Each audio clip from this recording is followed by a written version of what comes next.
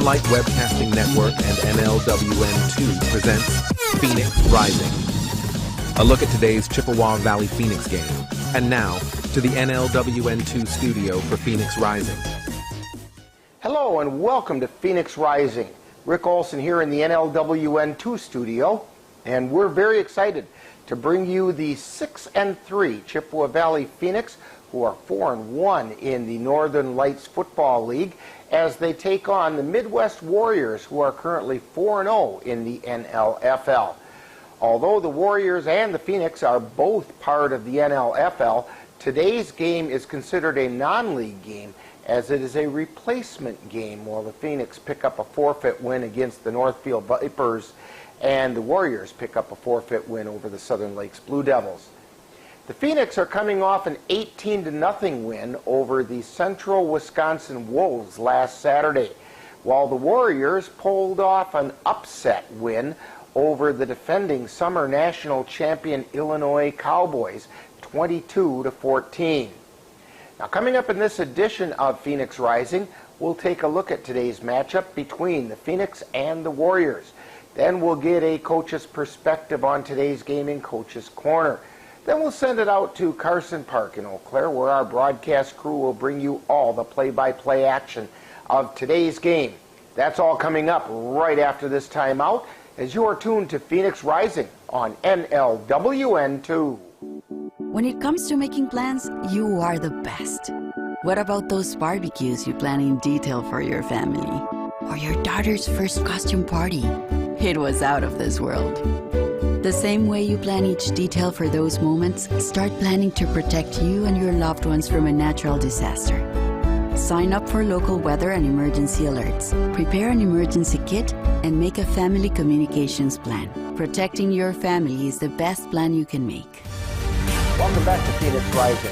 Today the Chippewa Valley Phoenix will take on the Midwest Warriors from Carson Park. Now, last week the Phoenix technically went 2-0 as they defeated the Central Wisconsin Wolves in a non-league game 18-0, and as a bonus picked up a forfeit win over the Central Wisconsin Bandits. Now, this week the Phoenix were scheduled to face the Northfield Vipers. However, the Vipers have been eliminated from the league, so that will be a forfeit win for the Phoenix. So as not to go without a game, the Phoenix have scheduled the Midwest Warriors to come to Carson Park for a non-league contest. Now, in the game last Saturday against the Wolves, the Phoenix defense established themselves right away, limiting the Wolves to -1 yard rushing in the first half and only 55 yards rushing for the entire game. The defense also forced several turnovers. Joaquin Bird picked off 2 passes, the first on the first drive by the Wolves.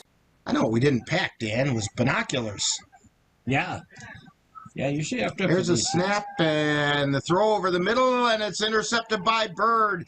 He's out across the 50. He gets dragged down from behind. His helmet comes off, and a flag comes out. That's a horse collar tackle.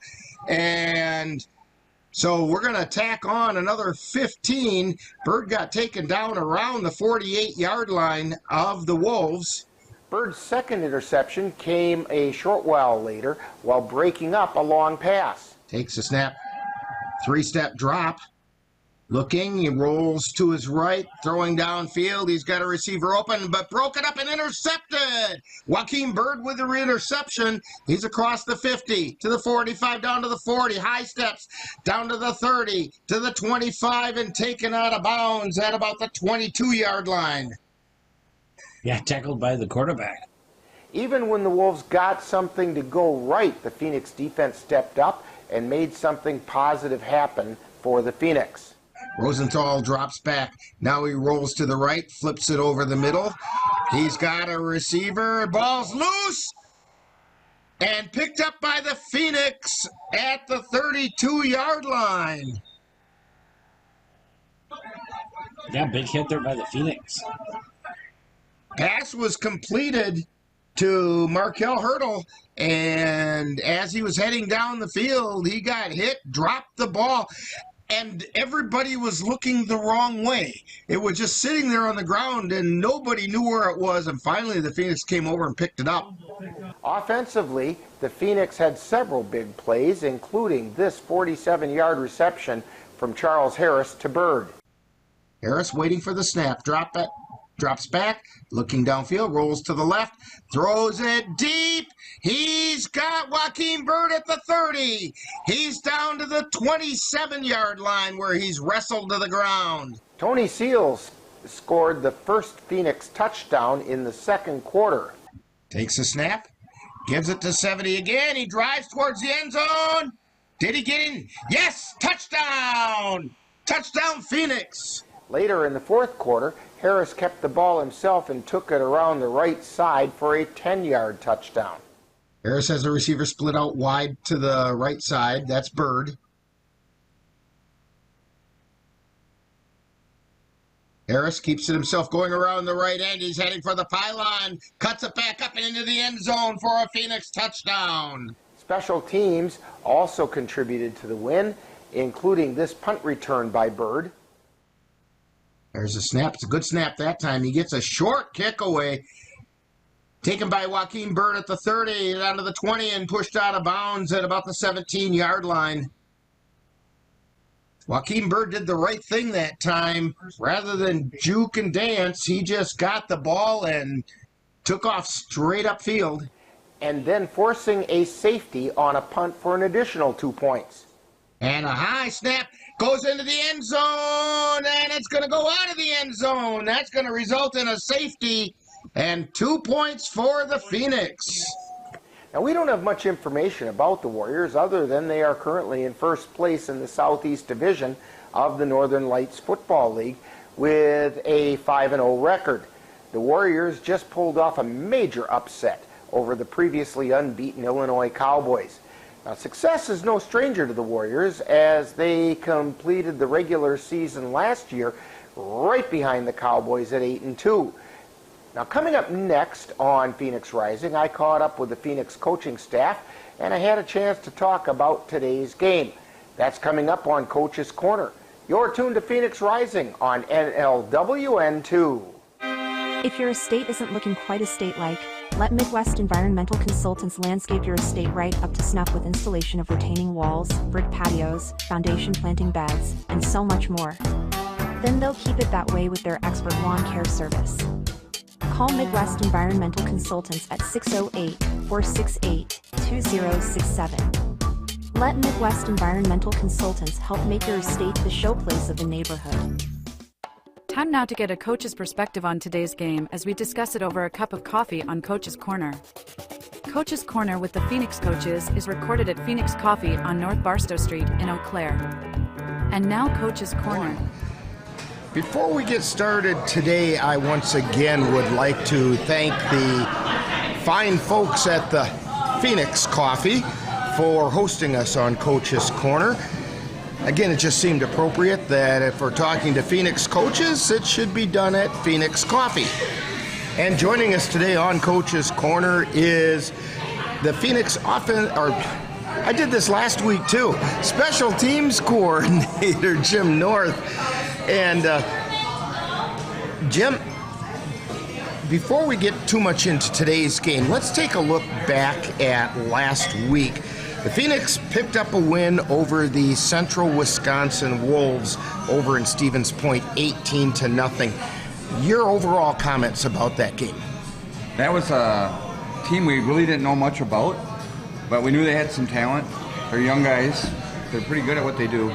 And we just had to take the task at hand and keep moving. So we was like, we got to get this game. We got to win this to get the edge and help us get going on down the stretch on the tougher games that are coming up.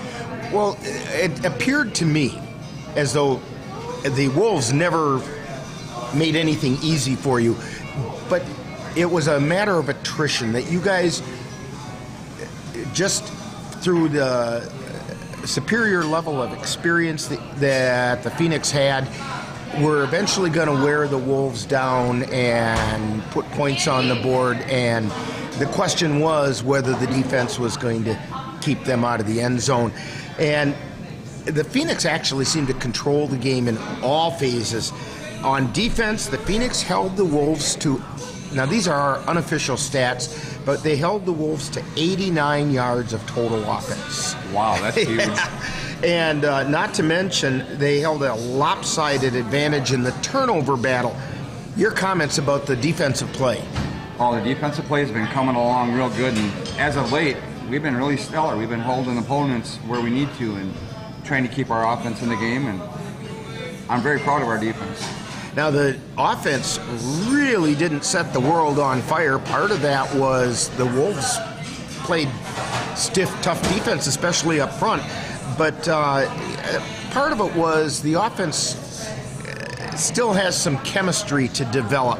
And but they did gain 193 yards of total offense. And when given the opportunity with great field position, again, set up by the defense, the offense didn't disappoint. Your thoughts about the offensive play? The offensive play's coming along pretty good now. I mean, they're getting their chemistry down, but it took a little bit to get there, of course. But if you get your timing down, things will happen to you in a positive way. And for a while there, you guys kind of almost had a musical chairs at the quarterback position. Now you seem to have settled in on Charles Harris and him. That's got to help because receivers know what to expect. He knows what to expect from the receivers.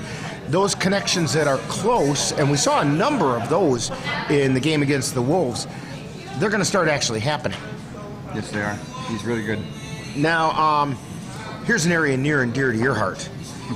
Special teams got in on the act on Saturday, forcing the Wolves punt that ended up as a safety. Talk about the special teams play. Special teams play, it's really huge. I mean, it's another aspect of the game. It's one third part of the game. You got the offense a third, defense a third, and special teams. If they all are clicking, you're going to have positive results, and we did really good yesterday. Now, one of the things I noticed, and a lot of people don't notice this, they kind of yawn during punts, and that's when they get up to go to the refrigerator to grab a beer or something, is when there's going to be a punt. But they shouldn't, and punts don't have to be returned all the way to the house for it to be a positive play. One of the punts, Joaquin Bird caught what was basically a short punt. A lot of people would have let it go because it was hanging up there and it was a potential fair catch situation. He caught it, and what he did that impressed me was he didn't try to avoid people or anything. He just caught the ball and got what he could. Darned if he didn't return it back into the red zone. He does really good, don't he? He's shifty. He's a pretty good guy. but he didn't even have to use the shiftiness. He just caught the ball and went straight up the sideline and went. And the thing he's got is speed. And you can't coach speed, Coach. I'm sorry, you just can't coach it. And he's got it, and he knows when to make use of it. Exactly. Today, the Phoenix take on the Midwest Warriors. I know you've seen the Warriors last year when you were involved with the Eau Claire Cowboys. The Warriors came up here to Eau Claire to play, and you know that they are a really strong football team. Now, this is actually a non-league game, even though both teams are in the NLFL, because it's a replacement game. Both the Warriors and the Phoenix are scheduled to get forfeit wins this week, and both teams thought, why should we sit without a game? Let's play each other. And so they are. It doesn't count in the standings, but it's a good tool sharpening experience. What do you know about the Warriors? The Warriors are a good quality caliber team. They rank up there with like the Rough Riders. Okay. They're really a stellar team. They got a lot of talent, a lot of speed, and experience as well. And I think the Phoenix got some good experience too to bring to the table to make it a good competition. Well, this should be a good one. Hopefully today's game will be a tough battle for both teams at Carson Park.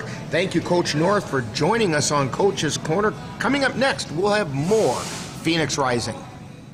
You've been enjoying a cup of coffee while talking a little football with one of the Phoenix coaches on Coach's Corner, recorded at Phoenix Coffee on North Barstow Street in Eau Claire. Stay tuned, more of Phoenix Rising is coming right up. Let NLWN TV take you out to the ballgame.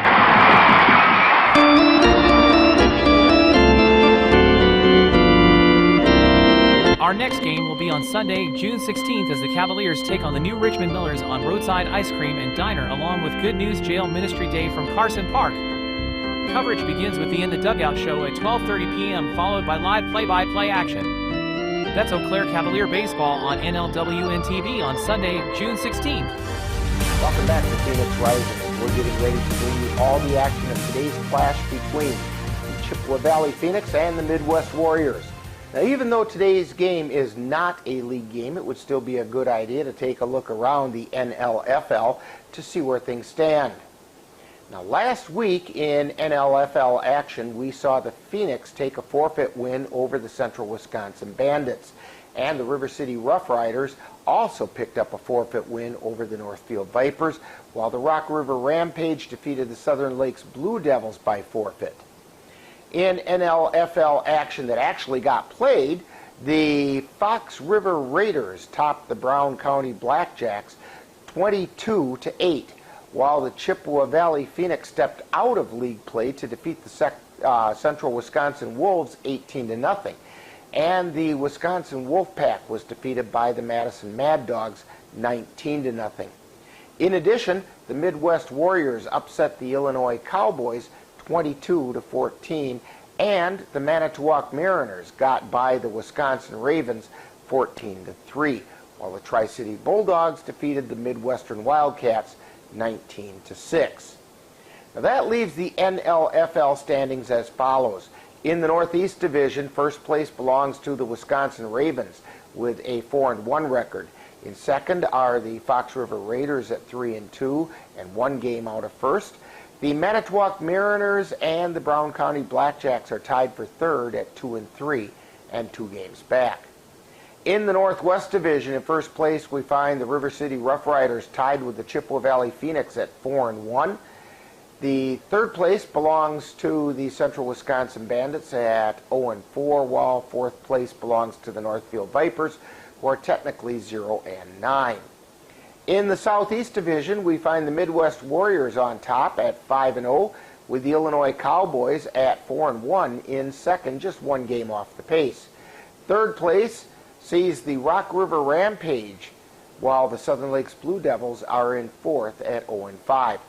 In the Southwest Division, it's the Madison Mad Dogs in first place at 4-1, while the Tri-City Bulldogs are in second at 2-2 and a game and a half out of first. Meanwhile, the Midwestern Wildcats are in third place at 2-3, while the Wisconsin Wolfpack is in fourth at 0-3. Now in league action today, the Midwest Warriors will travel to the Chippewa Valley Phoenix for what is actually a non-league contest, while the Fox River Raiders will be hosted by the Manitowoc Mariners. The Wisconsin Ravens will travel to the Brown County Blackjacks, and the Tri-City Bulldogs will host the Madison Mad Dogs. The Rock River Rampage will welcome the Illinois Cowboys, as the Midwestern Wildcats will journey to the Wisconsin Wolfpack, and the River City Rough Riders will face off against the Sheboygan Sabercats in Winona for some non-league action. The following teams will receive forfeit wins: the Chippewa Valley Phoenix, the River City Rough Riders, and the Midwest Warriors. Coming up next, we'll wrap up Phoenix Rising and get you ready for today's contest with the Midwest Warriors. You're tuned to Phoenix Rising on NLWN2. When you take 35 years of authentic Japanese recipes and mix it with the right environment, you know you've arrived at Tokyo. Tokyo Japanese Restaurant at 2426 London Road in Eau Claire has been the Chippewa Valley's premier Japanese restaurant and is known for having an authentic teppanyaki experience. Looking for a unique place to host a corporate event or party? The team at Tokyo will create an unforgettable event. Call today to book an event or make a reservation by calling 715-834-0313. That's Tokyo Japanese Restaurant in Eau Claire. Welcome back to Phoenix Rising. Today we have two teams, the Phoenix and the Warriors, looking to test themselves in a potential playoff preview. This is an important matchup between the two teams that are either at or near the top of their respective divisions. The key to today's game for the Phoenix is the offense needs to more consistently move the ball and put points on the board. Also, Can the defense continue to play the dominating style of football against a team the caliber of the Warriors? So it all adds up to some exciting football action right here on NLWN2. Now in just a few moments we'll send it out to our broadcast crew at Carson Park in Eau Claire, and we'll have all the play-by-play action of today's game for you coming up next. You've been tuned to Phoenix Rising on NLWN2.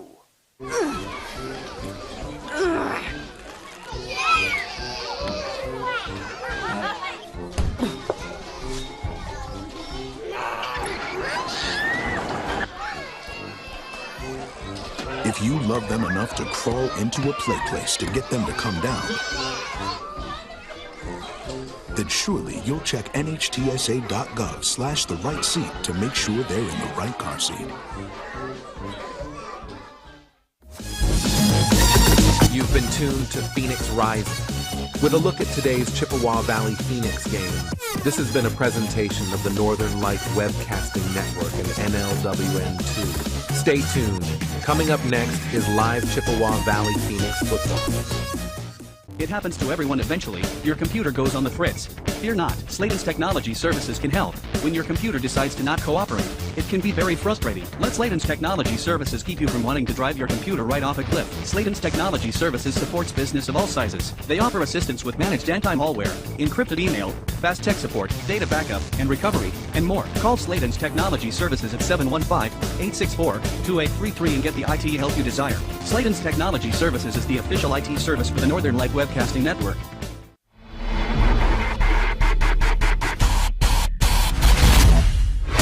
The Northern Light Webcasting Network and NLWN2 proudly present the Northern Lights Football League.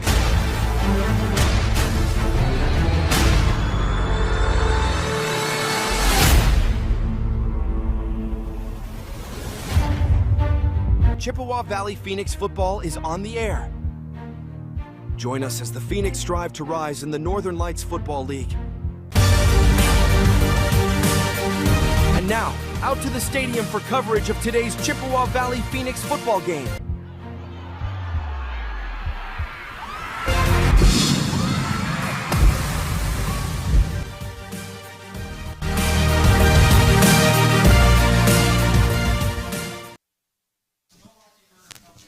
Good afternoon and welcome to Carson Park Football Field, the Roost, for today's game with the Chippewa Valley Phoenix hosting the Midwest Warriors of Madison.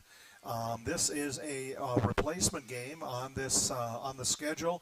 Originally was a team from Northfield that is no longer in the league, so the Phoenix picked up a forfeit win and are going to take on the Midwest Warriors here this afternoon. And today's Chippewa Valley Phoenix football game is brought to you by C&K Construction, Hy-Vee Grocery in Eau Claire, Menominee Eye and Optical, Midwest Environmental Consultants, Mom's Restaurant and Pub in Colfax, Transport Garage in Altoona, the Northern Wisconsin State Fair in Chippewa Falls, Olson Solar Energy, the Phoenix Team Store, Roland Machinery, Sammy's Pizza in Eau Claire, Sladen's Technology, Tokyo Japanese Restaurant, the United States Army, and the Visual Identity Vault. Be sure to thank these fine sponsors for bringing you the Chippewa Valley Phoenix here on NLWN2. So the Chippewa Valley Phoenix have a record of 5-2. The Midwest Warriors are at 4-0, and both teams look a little bit light today, but still should be a good contest. Midwest Warriors unbeaten on the season so far, and the Chippewa Valley Phoenix rolling along after last week's win. Yeah, last week, they got a good win. Their defense has been hanging in there and keeping this team in it. The running game has done the best thing for them this year so far. So maybe we can get their passing game going a little more and make our way towards the playoffs. We'll be back to Carson Park with more of our pregame. You're watching the Chippewa Valley Phoenix football on NLWN2.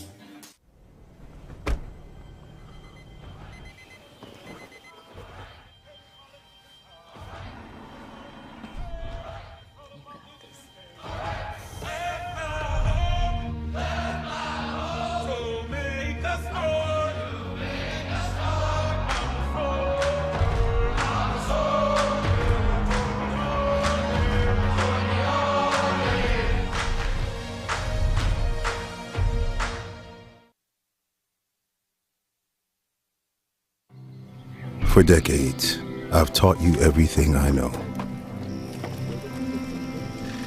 How to safely build a fire, and how to control the flames. But I can only teach wildfire prevention. Only you can prevent wildfires.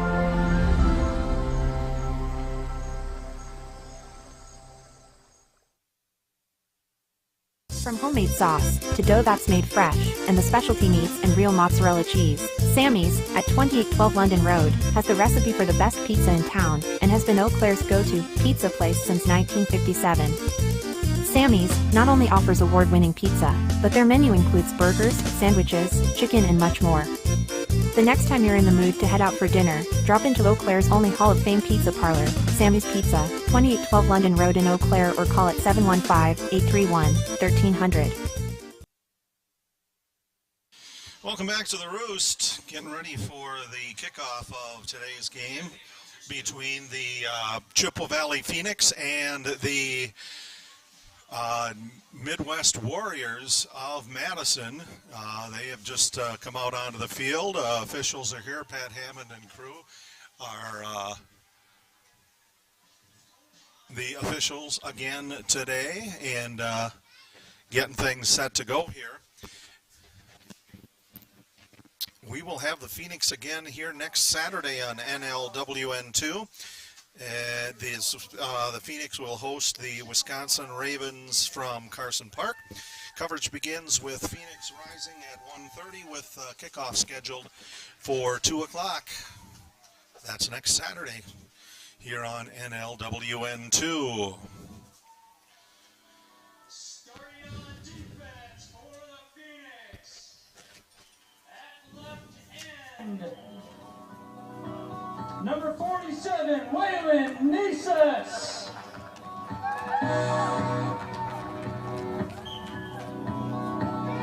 At defensive tackle, number 44, Russell Hydeen. At the other defensive tackle, number 51, excuse me, that was incorrect. Number 45, Jacob Brown.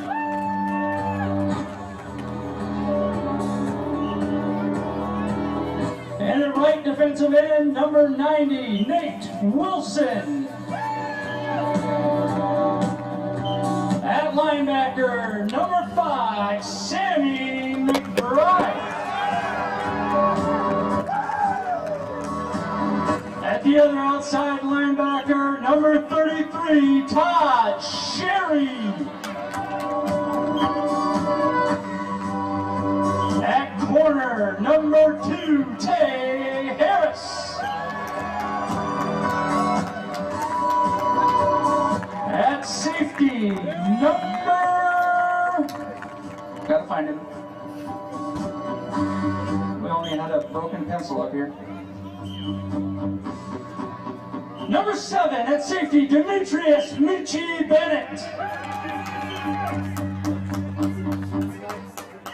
At the other safety, number 19, Charles Harris. And the other corner holding things down,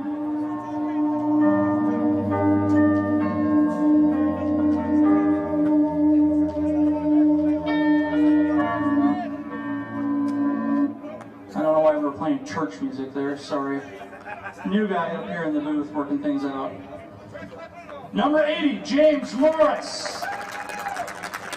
And last but not least, because it took me forever, number 31, Tanner Walker at middle linebacker. And the rest of your Chippewa Valley Phoenix. So there you have the defensive starters for the Phoenix, and not sure that we'll have introduction for the Warriors. We'll catch them as they come along here. Please rise and remove your hats for the national anthem.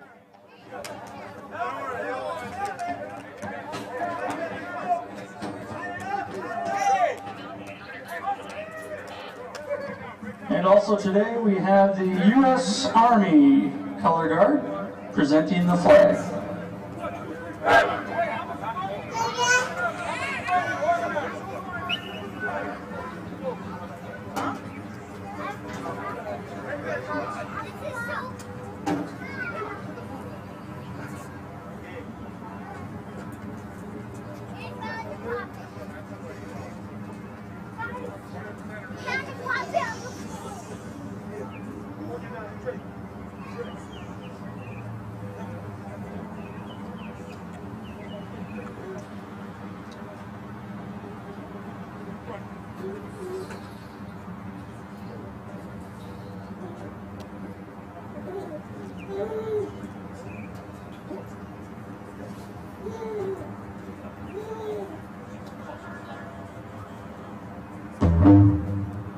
Oh, say, can you see by the dawn's early light what so proudly we hailed at the twilight's last gleaming, whose broad stripes and bright stars through the perilous fight, o'er the ramparts we watched, were so gallantly streaming, and the rockets were glad, the bombs bursting in our gave proof through the night that our flag was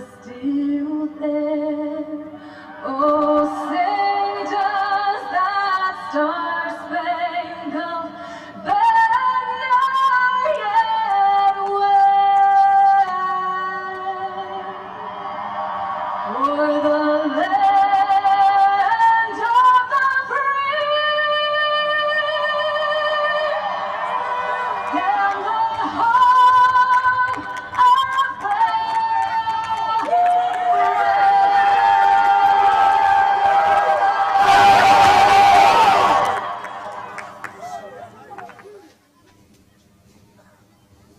Let's play some football. Chippewa Valley Phoenix are coached today by Justin Ellison and James North and Brad Rexday.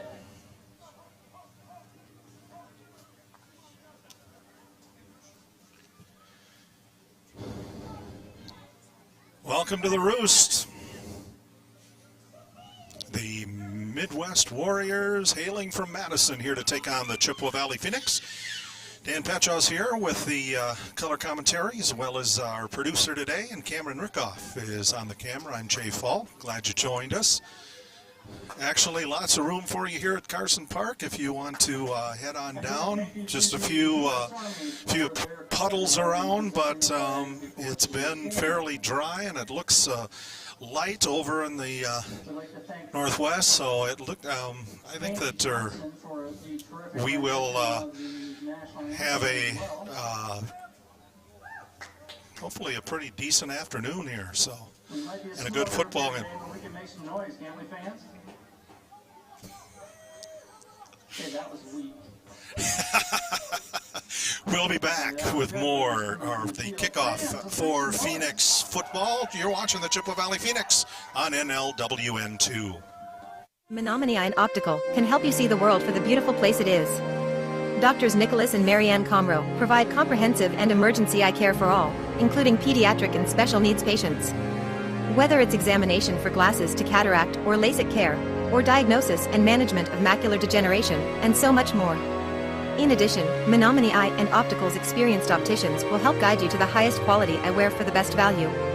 That's Menominee Eye and Optical, 520 Wilson Avenue in Menominee, where they specialize in quality personalized care for you and your family.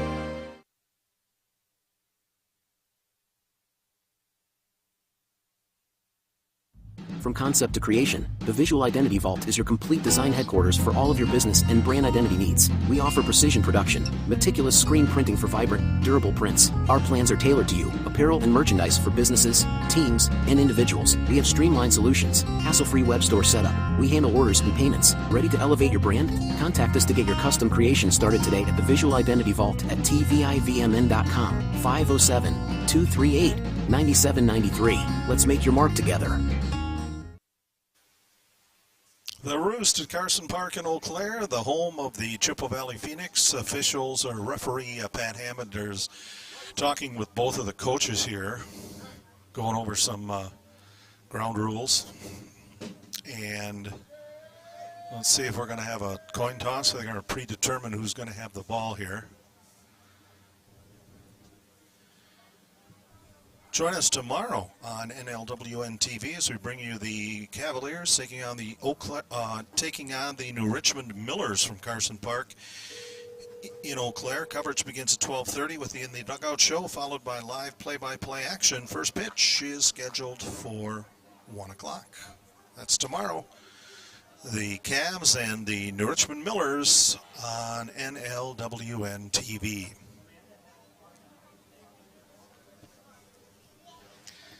Still having a conversation on the sidelines before we get going here. Public address announcer pointed out the big osprey nest on the left center of the baseball field, or about the 30-yard line to the left here. And they've been moving in and out of there, I guess. So we'll see all kinds of movement over the field here today. So after this game, Phoenix back in play next week, next Saturday, right back here at the Roost, Carson Park in Eau Claire.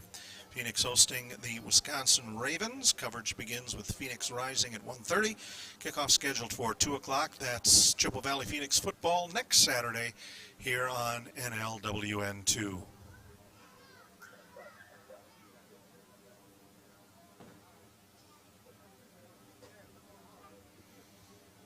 Well, the discussion continues on the sidelines here before we get going. It looks like with the Phil Waters, the head coach. We'll take another break and hopefully be back here for Phoenix football. Coming up, you're watching the Chippewa Valley Phoenix on NLWN 2. When you have that craving for a home-cooked meal the way Mom used to make it, rest assured, you can still get that meal by going to Mom's Restaurant and Pub in Colfax. Mom's is open daily, serving breakfast and lunch, and don't forget dinner on Friday nights with Mom's famous fish fry. The coffee is always hot, the breakfast is always delicious, and lunch will put a smile on your face and in your stomach. 225 Bremer Avenue, Colfax. Call 715-962-4617. That's Mom's Restaurant and Pub.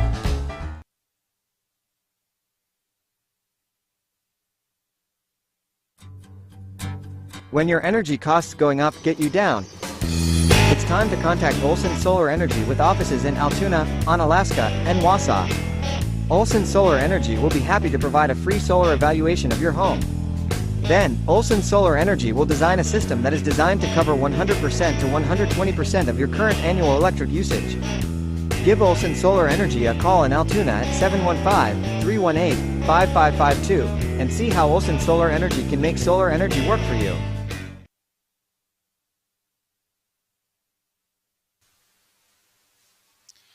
Welcome back to the Roost. Now they've got captains for the Warriors heading out to midfield, as well as the Phoenix.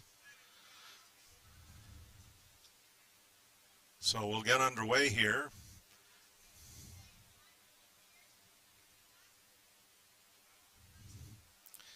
The Phoenix in white with black and orange trim numerals, and trim the Midwest Warriors in orange with black numerals and trim.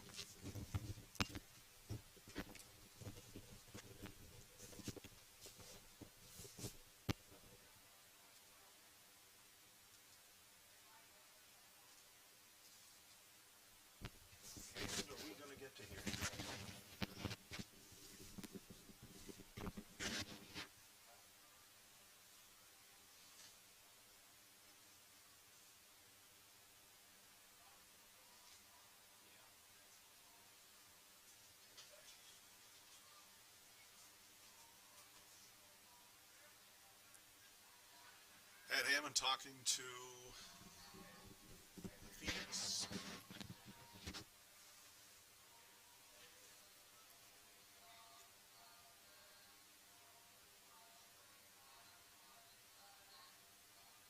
So it appears that the Phoenix have won the toss and deferred to the second half.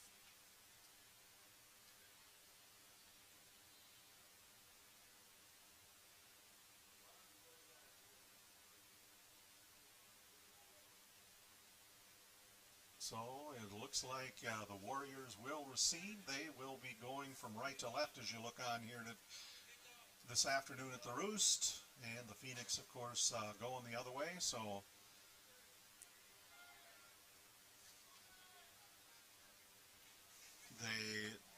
you heard the introduction of the defensive starters for the Chippewa Valley Phoenix. Run those down once again. Tay Harris, number 2. Sammy McBride, number 5. Charles Harris, number 19. Along with Tanner Walker, number 31. Todd Sherry, 33. Russell Hayden, 44. Jake Brown, 45. Waylon Nicious, 47. Jay Riley, 51, one of the captains. And 80, James Morris. And 90, Nate Wilson. So that's the starting defensive group for the Phoenix.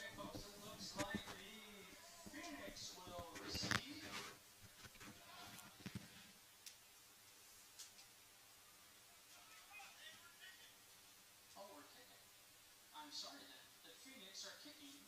The Warriors are receiving. I don't know the difference between north, south, east, and west, so we're just going to go left to right.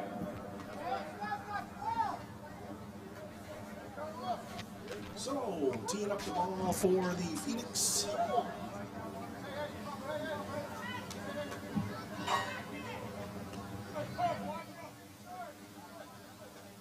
Trying to get that to stay on there. There it is.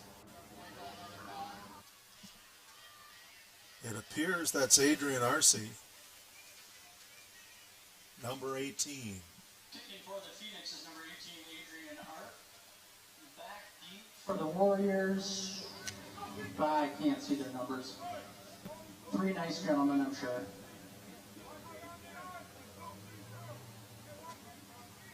Deep for the Warriors is number 8, Junior Chambers. Delay of game on the referees.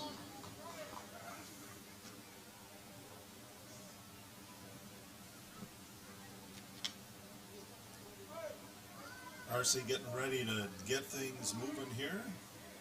Game time temperature under overcast skies is 67. Winds are from the east-southeast at 12 miles an hour. No rain as of yet. And we are about to get underway. Arce, an end-over-end kick. It'll be taken at the 30-yard line. Bringing it up the field for the Warriors is Zachary Bunders. And he reverses field now across midfield. And he's finally wrestled down at the Phoenix 42-yard line, leading the defensive charge, Cole Truslow. But we have an injured Phoenix player. And that appears to be...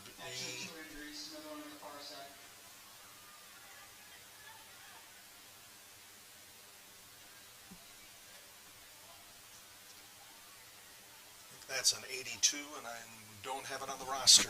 So.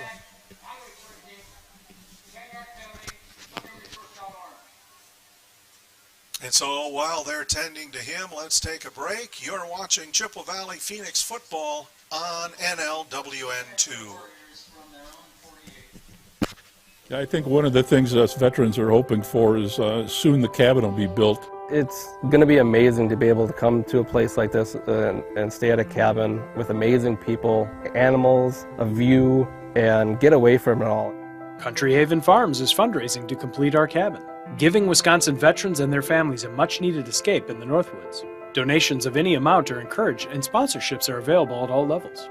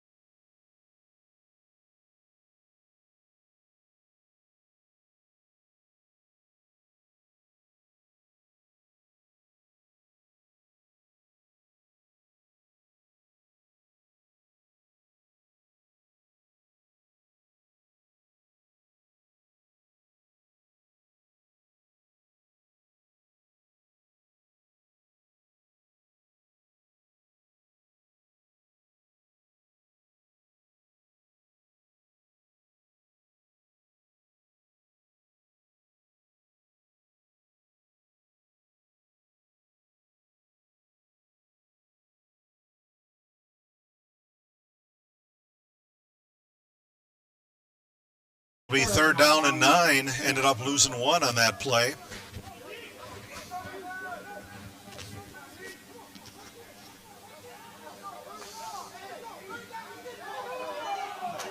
Third down for the Warriors. 13 minutes remaining here in the first quarter. We're no score. We're just underway. Wide out on the far side for the Warriors is Andrew King. Giancarlo Williams, Tyshawn Mitchell are here on the near side. Snap goes back to Patton. Patton lets it fly down the far side. Wide open is Andrew King, and he'll take it on the sideline and take it into the end zone for the Warriors touchdown. Patton completed to number 8, we believe. Junior Chambers for the touchdown. Might be 6, Andrew King. So that's a 50-yard touchdown pass for the Midwest Warriors to get things going here. It is 6-0 Warriors. 12:36 to go, and lining up for a 2-point conversion. Warriors going for a 2-point attempt. So up under quarterback, up under center, quarterback Julian Patton. Patton hands the ball off to, looks like number 3, Mario Kelly Lemon, and he stopped short. So with 12:36 to go here in the first quarter, Midwest Warriors on the board quick. It's 6-0, leading the Phoenix. You're watching Chippewa Valley Phoenix Football on NLWN 2. I think one of the things us veterans are hoping for is soon the cabin will be built. It's going to be amazing to be able to come to a place like this and stay at a cabin with amazing people, animals, a view, and get away from it all. Country Haven Farms is fundraising to complete our cabin, giving Wisconsin veterans and their families a much-needed escape in the Northwoods. Donations of any amount are encouraged, and sponsorships are available at all levels. To make a donation or sponsorship, please visit our website or give us a call.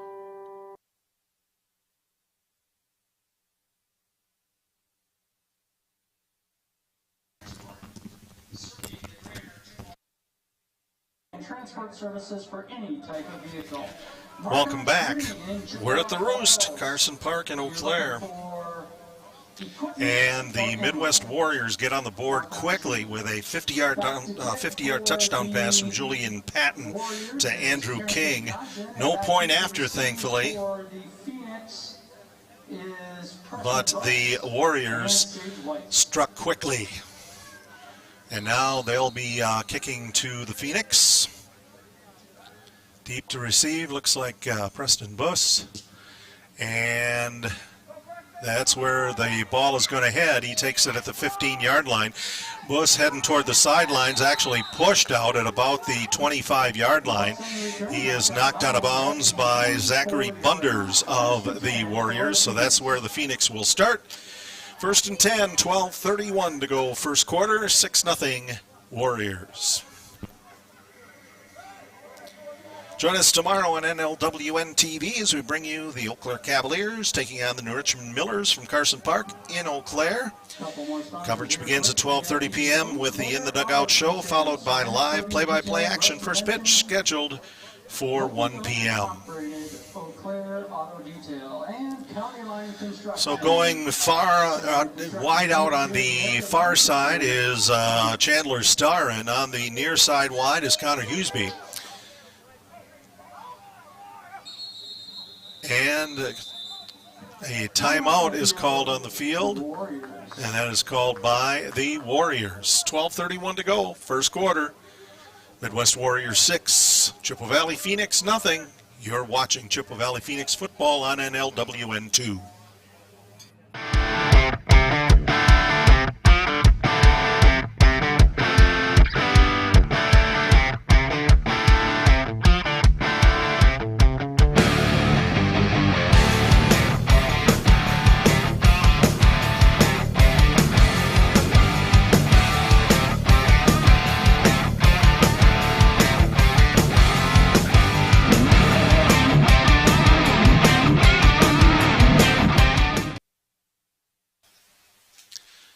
Welcome back to the Roost. Carson Park in Eau Claire, the Chippewa Valley Phoenix going to try their first offensive drive here.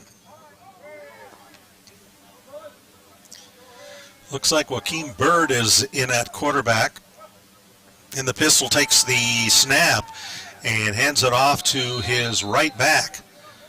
And that is number 39, Preston Buss. He was the man that brought the opening, or the kickoff just now up, and he'll go forward for a yard. It'll be 2nd and 9.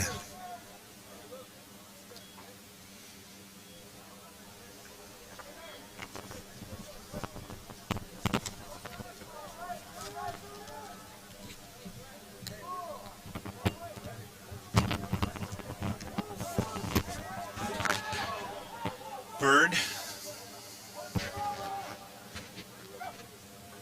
back, he'll drop back to throw, looks to the far side, scurries away from one defender, has some time, and ends up finding an open receiver. He'll get out to the 39-yard line, and that pass is caught by James Morris. And the Phoenix pick up a first down. So the ball is on the 39-yard line, first down and 10 for the Phoenix. 11:40 to go in the first. Phoenix trailing 6-0. Warriors out in front, a 50-yard touchdown pass. Got things rolling.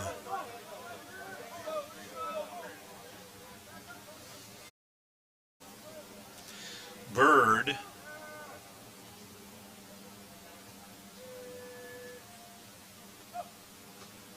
takes the snap, rolls to his right. He's looking to throw again, throwing long down the near side. And he tried to get it to Connor Huseby, but Huseby was taken out of bounds. Andrew King and company for the Warriors moved him out. Also Zachary Bunders. It'll be 2nd down and 10. Phoenix with the ball on their own 39-yard line.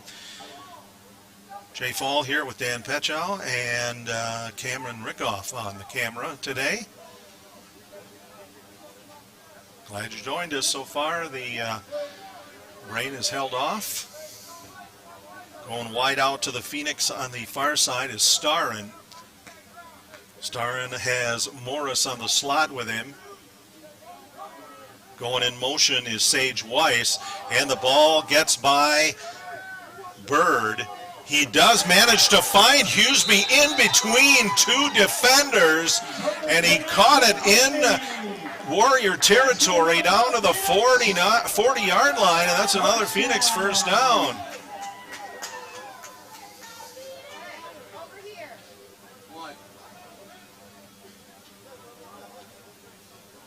Yeah, I was wondering, they were about 7 yards off on the chain placement there, and now we've got it right. The yard line is at the 38-yard line.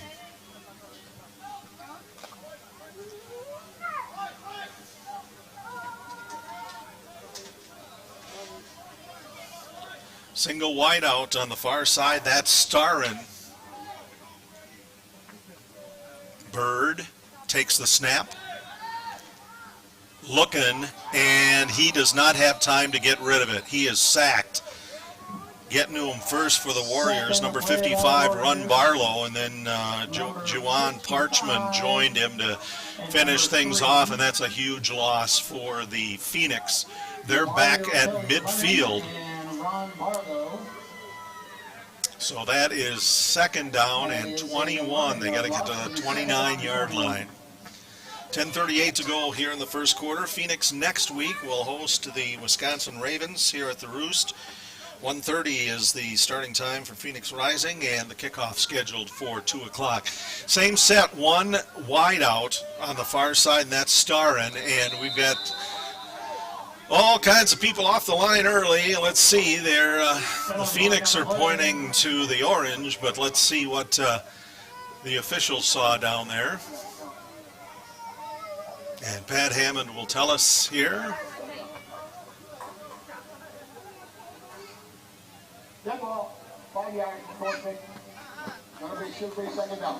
So that will be against the Midwest Warriors. That'll put the ball to the 45-yard line. It'll be 2nd and 16. Midwest Warriors lead the Chippewa Valley Phoenix 6-0.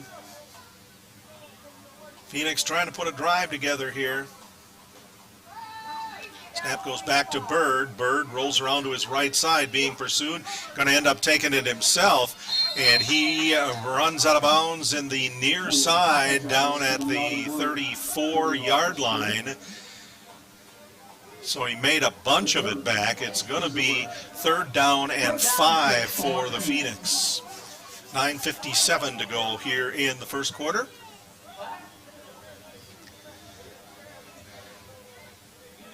Midwest Warriors came up for a substitution game here. There were a couple of different ones scheduled. Minnesota Vipers were on the schedule first. And then a team from Oklahoma, and now the Midwest Warriors here. And they've jumped out to an early lead here in the first quarter. Bird is going to run it himself, goes up the middle, then heads to the sidelines. He's to the 25-20, tries to strong arm the defender Carrington Johnson, and he is brought down at about the 18-yard line, and that's a first down for the Phoenix. 9:20 remaining first quarter, and the Phoenix moving the ball. They're down inside the red zone now.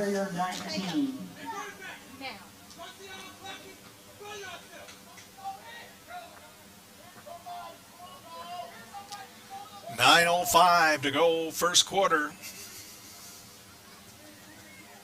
Chandler Starren heading out to that far left side. He's now a little wide at the 20-yard line.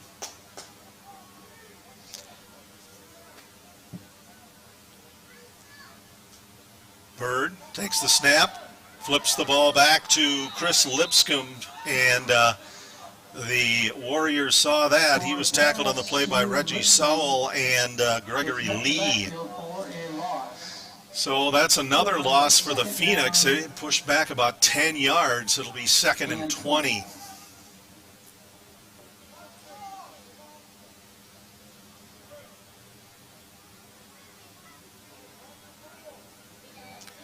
This time coming on the near side is Starren.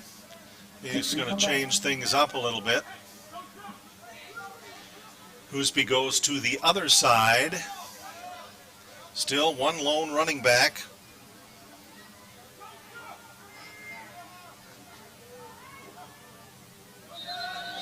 And it looks like the Phoenix took a little too much time getting things going. Nope, false start. 5-yard penalty against the Phoenix. So they'll go back another 5, and it'll make it 2nd and 25.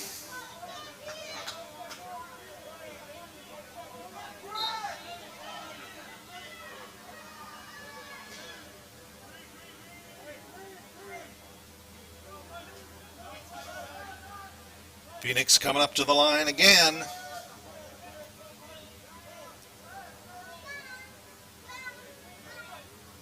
Looks like Lamar Graves is in the backfield. Dropping back is Bird. And Bird scurries away from trouble, gets by 3 defenders, but then he is finally shoestring tackled at the 45-yard line. Taking him down was Run Barlow of the Warriors, and the Phoenix heading in the wrong direction here. 3rd down and Augusta. And St. Paul. All right, the PA announcer went farther than I did, but 6:55 to go first quarter.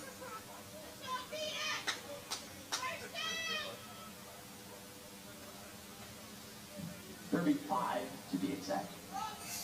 35 yards to go here for a first down. So the Phoenix going to try to open a big play here. Bird looking to throw, has time, fires it up the middle in traffic, and it's nearly intercepted by the Warriors, and that's going to bring up 4th and 35, and the Phoenix are going to have to punt it away. Coming up later this year, the Northern Light Webcasting Network will broadcast our 500th event. Be sure to stay tuned for special announcements and special awards for our loyal viewers. That's all coming up later this broadcast season on the Northern Light Webcasting Network, NLWN TV and NLWN 2.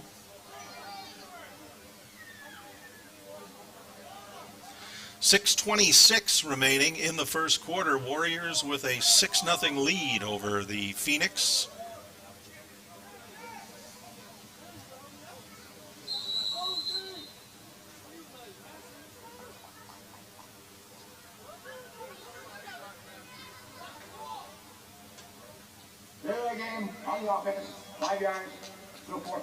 All right, well, it's going to go back a little further now for the Phoenix. Back them up.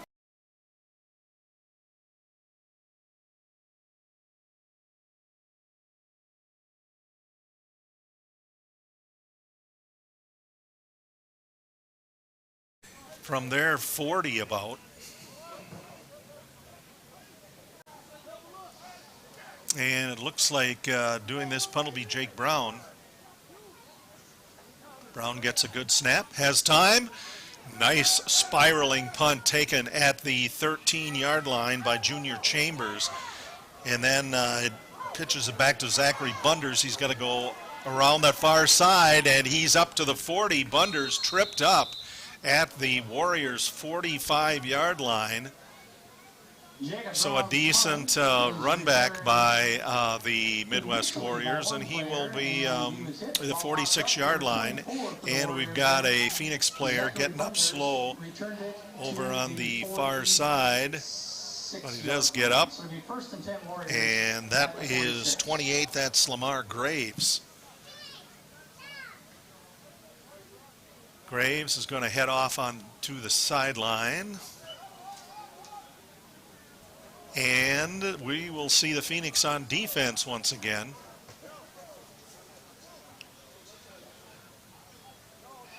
Midwest Warriors, a strong offense, so we'll hopefully the Phoenix will be able to take it away and even things up.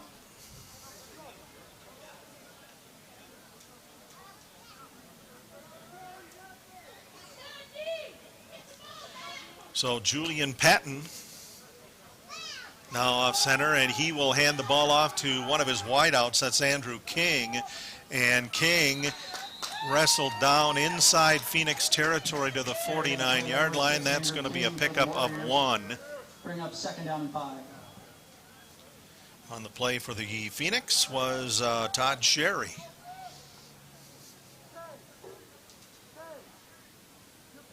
So 2nd and 5 for the Midwest Warriors on the Phoenix 49-yard line. 5:43 remains in the first quarter. 6-0 Warriors lead the Phoenix. Deshaun Mitchell is the man in motion now, coming from slot left to slot right. He will stay put. Patton will take the snap. He'll roll out there, and it was intended for Andrew King, but it was incomplete. Chris Lipscomb of the Phoenix was pretty close to that out on the far side.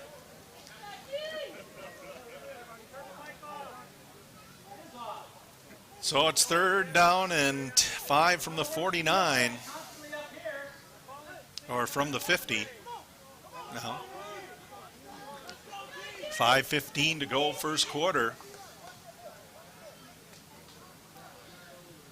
Phoenix trying to get the fans into it here.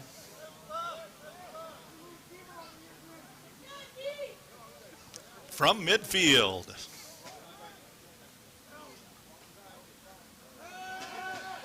And the pass goes outside to number 11, Angel Barron. And Barron swarmed on by the Phoenix defense, led by Sammy McBride.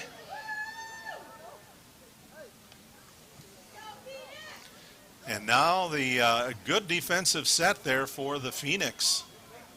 Basically held the Warriors to about a yard. It's 4th down and 9. 4:52 to go first quarter. The Midwest Warriors lead the Chippewa Valley Phoenix by a score of 6-0. 50-yard touchdown pass accomplished that. 2-point conversion failed. And a good punt gets down to the 25-yard line, actually takes a Phoenix bounce back to the 33-yard line. And that's where they will start 1st and 10. 4:24 remains in the first quarter. It's 6-0. Warriors leading the Phoenix. You're watching Chippewa Valley Phoenix football on NLWN 2. Firearms, ammo, training, and safety. That's what it's all about at Mark on Shooting. Our certified gunsmith offers a full range of services from weapons cleaning to threading barrels. Our professional pro shop staff are ready to answer all your gun and accessory related questions and help you pick the perfect weapon for you. You want to change the look of your firearm? We also offer Cerakoting. Stop in for details. Start browsing or book your classes at mark-onshooting.com. That's MARC-ON shooting.com. Mark on Shooting. Best kept secret in Chippewa Valley. Chippewa Valley Phoenix back on offense. 1st and 10. They are on their own 35-yard line. And the handoff goes to Preston Buss. Buss having trouble getting out of the backfield, tried to go from right to left, and he's stacked up by a few Phoenix Warriors, including Christian Justice. 2nd and 10.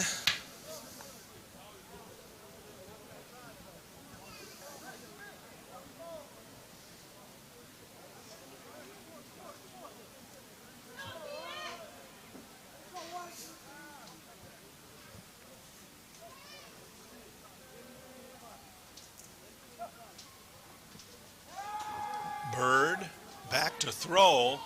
Tosses it to the left side, and actually the person to get a hand on it was Andrew King of the Warriors.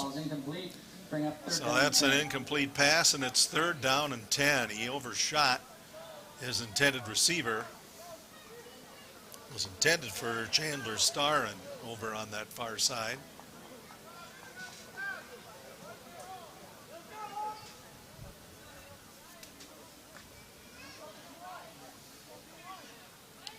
Starren stays out on that far side. Hoosby's the wide out on the near side. Well, actually, they've got everybody in tight on the near side. Bird takes the snap. 3-step drop, being pursued. He's going to toss it on the near side. That one's going to go to the sidelines, and that was knocked down by the Warriors. Zachary Bunders. That was intended for Connor Hoosby, and it'll bring up 4th and 10. So neither team successful in moving the chains in their last offensive drive. So the Phoenix will punt it away. 3:22 remaining first quarter. The Midwest Warriors 6, the Chippewa Valley Phoenix 0.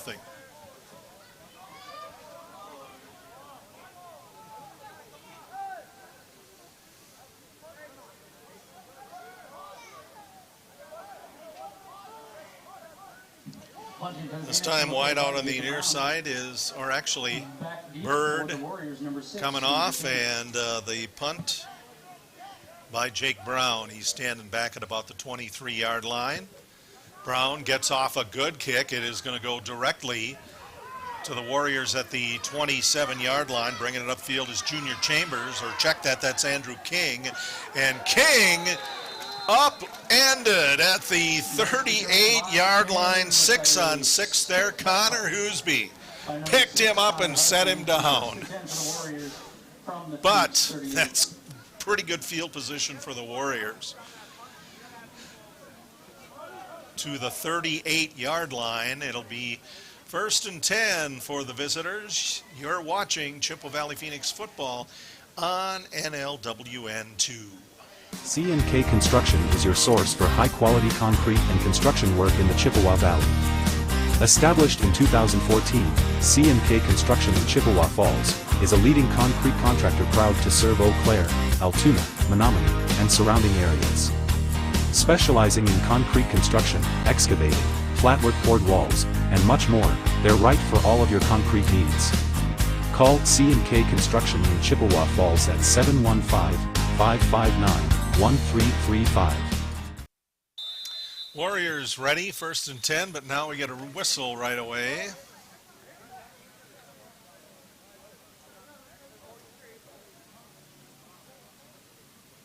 Good ball, go in the game, on the offense, 5 yards, first down. Okay. Penalty on the Warriors. Ran out of time. From the 47. So the ball goes back to the 43-yard line. It'll be 1st and 15. 3:10 left to go in the first quarter. The Midwest Warriors leading 6-0 over the Chippewa Valley Phoenix.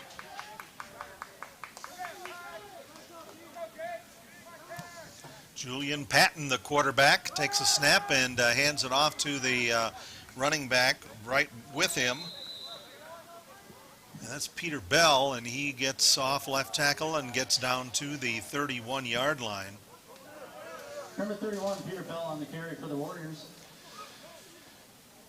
He'll get down to about the 34-yard line, and that will be a pickup of about 5. Or we'll call it 4, 2nd and 6.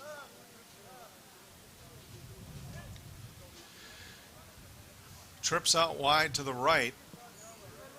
Travon Harper is the wide out on the near side. Patton takes a snap, looking on the near side. Wide open is, well, let's see, that's 14, Caleb Balo. And Balo caught it. The Phoenix didn't think that he did, but he stayed in bounds. That was a nice catch. And that is going to be a first down for the Warriors. 2:10 left to go first quarter. Warriors with a 6-0 lead. And they are 1st and goal at the 9. 1st and goal from the 9-yard line. Julian Patton goes up under center. Lone back is William Brewer this time. They rotate in the backfield. And they hand it off to Brewer. Brewer tries to go up the middle, and he is stopped, stonewalled by the defense, led by the Phoenix Sammy McBride.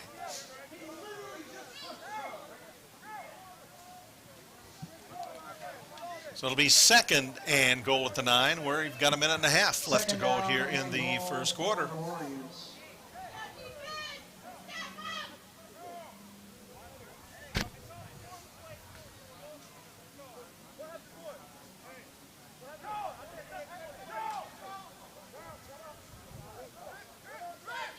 This time the sole wideout is Angel Barron. Nope, now they've got a man in the slot as well over on the far side, Tyshawn Mitchell.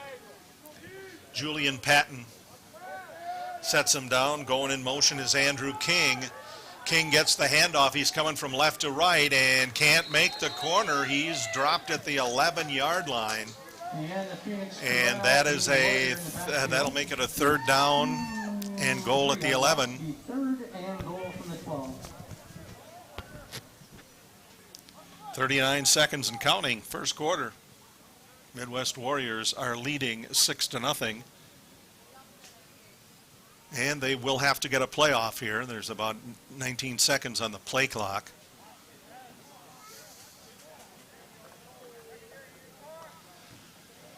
Third and goal at the 12. Patton. Now talking to Pat Hammond.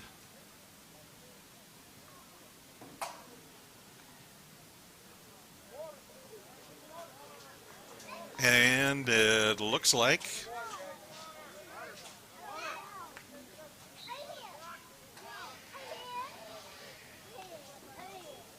and that is the end of the first quarter.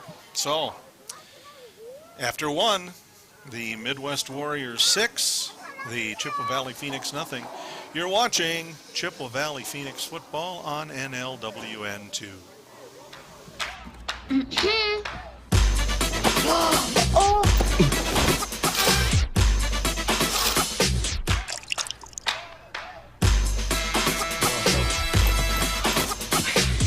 You're not going to get it all right. Just make sure you nail the big stuff. Mama! Like making sure your kids are in the right seat for their age and size. Get it right at nhtsa.gov/the-right-seat.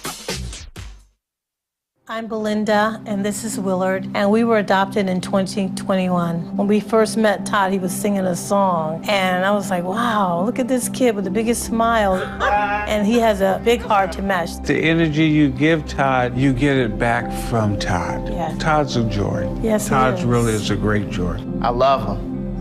You and you.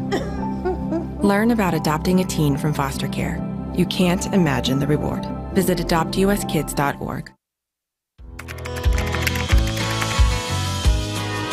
How you doing? Hey, Mason. Hey, Mason.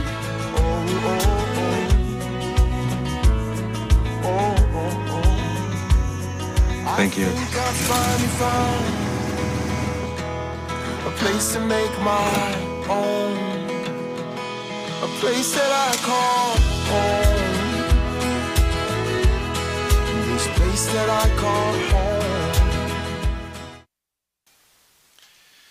Welcome back to the Roost. Carson Park in Eau Claire. Jay Fall, Dan Petchow, and Cameron Rickoff on the camera with you. The Chippewa Valley Phoenix are trailing the Midwest Warriors of Madison by a score of 6-0.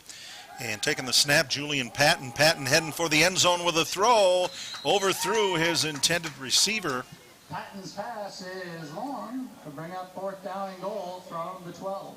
4th and goal. His intended receiver on that play was Trevon Harper.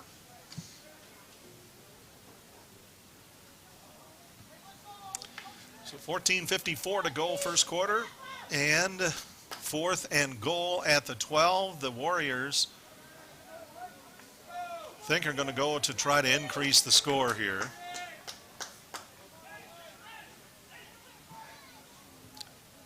Angel Barron heads to the slot on the left side along with Trevon Harper. Quarterback Julian Patton calling the signals. He's going to float over to the left, then to the right, and he's going to throw it short, and it throws to William Brewer. And Brewer is brought down at the 5-yard line. That's where the Phoenix are going to take over 1st and 10. It'll be 1st down and 10 for the Phoenix. 14:37 left to go here in the first half, and it is 6-0 Warriors, and the Phoenix going to try to even it up here once again. Join us next Saturday on NLWN2 as we bring you Chippewa Valley Phoenix football. The Phoenix will host the Wisconsin Ravens from Carson Park here at the Roost. Coverage begins with Phoenix Rising at 1:30 with kickoff scheduled for 2. That's Chippewa Valley Phoenix football next Saturday, a week from today on NLWN2.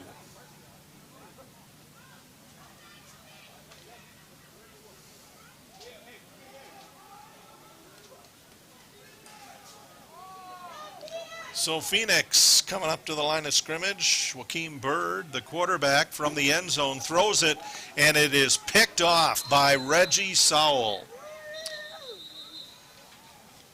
And Sowell will bring it back to the 4-yard line. Preliminary signal is that the Warriors intercepted Bird's pass, but there is a penalty flag on the play. And we'll hear about the penalty flag thrown from Pat Hammond.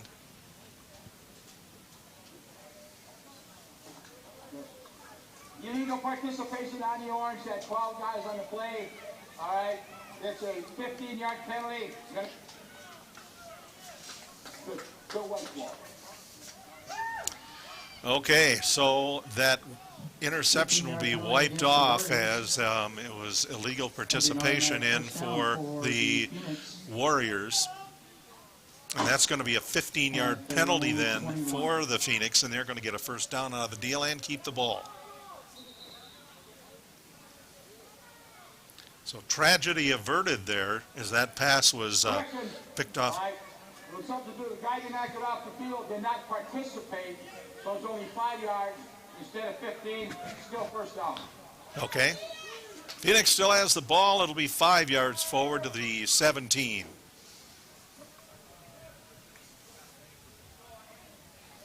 Joaquin Bird gets a high snap, He's going to give it to his running back, and he is going to be brought down at the 6-yard line after a little bit of a gain. Tap on the backfield. 4-yard That's Lamar Graves, the ball carrier. He picks up 1. Be 2nd and 9. 13-13 remaining, second quarter. Midwest Warriors leading the Chippewa Valley Phoenix.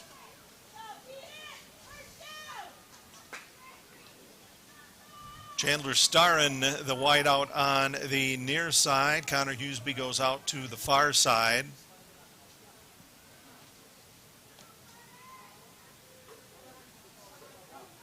Bird near the end zone. We had all kinds of motion there and a lot of orange pointing. Let's see what Pat Hammond says. Okay. Ball start, snap infraction, 5 yards. Okay, so it's a 5-yard penalty for a false start against the Phoenix. Half the distance to the goal. The 2nd down and 13. So ball moves back to the 4-yard line. They got to come out to the 17. 13 yards to go on 2nd down. Bird now standing in the end zone at the base of the A in Eau Claire. Rolls to his right. Needs to get out of the end zone. He does. He gets out to the 15 and brought down at the 19-yard line. And he ended up carrying enough for the first down for the Phoenix. Chippewa Valley Phoenix. First down. 1st and 10 from 11:40 to go in the second quarter, first half. 6-0 Warriors.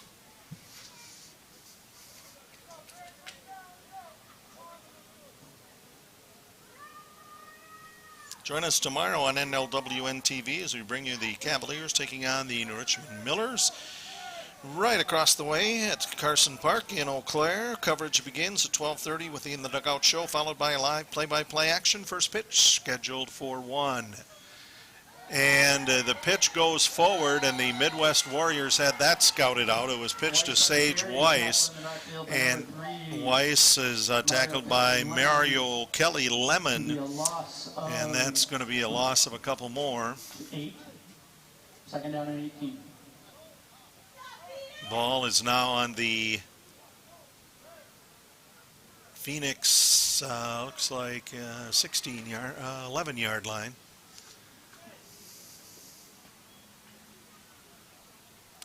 Second and 18 for the Phoenix.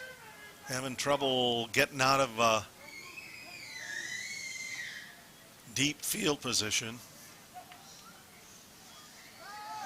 Snap goes back to Bird. He's going to scurry away and take the same path that he did when he got that first down.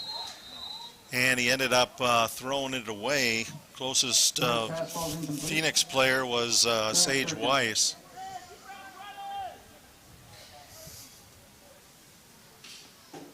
Now brings up 3rd and 18. 10-11 remaining, second quarter.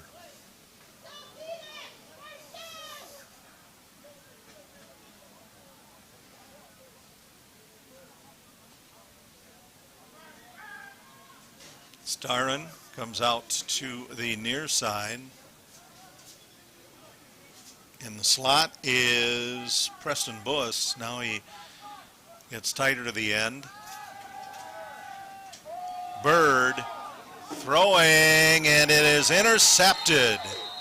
That was intercepted by Zachary Bunders. That pass was intended for Starren, and Bunders just stepped in front of him, and the Phoenix continuing to have offensive challenges here. 10:04 to go, second quarter. It's the Chippewa Valley Phoenix 0, the Midwest Warriors 6.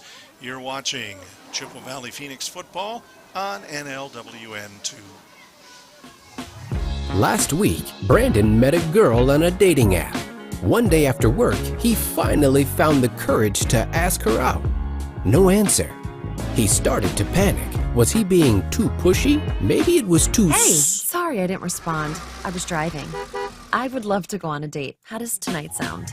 Brandon tried to play it cool, but inside he knew a girl so smart, so responsible, she must be a keeper. Julian Patton behind the line of scrimmage takes the snap, looking, tosses it toward Angel Barron out on the near side. It falls incomplete. It'll be 2nd and 10. Coming up later this year, the Northern Light Webcasting Network will broadcast our 500th event. Be sure to stay tuned for special announcements and special awards for our loyal viewers. That's all coming up later this broadcast season on the Northern Light Webcasting Network, NLWN TV, and NLWN2. Warriors with the ball on the 43-yard line of the Phoenix. Travon Harper out on the far side.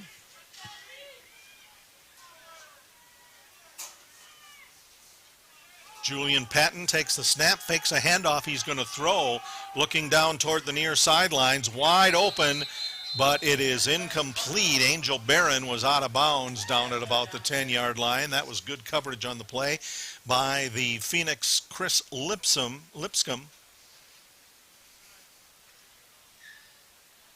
And that'll bring up 3rd down and 10.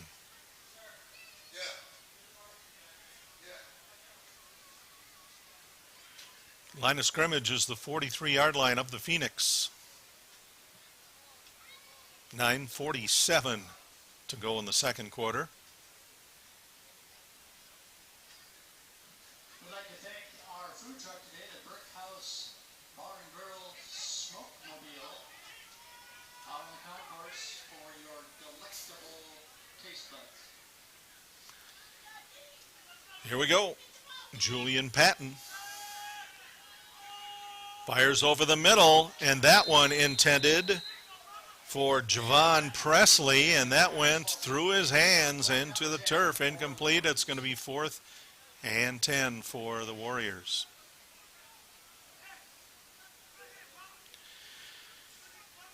So since the 50-yard touchdown pass from Patton to Andrew King by the Warriors early in the first quarter, both teams have struggled today here as far as getting offense going. Pass is a little bit off.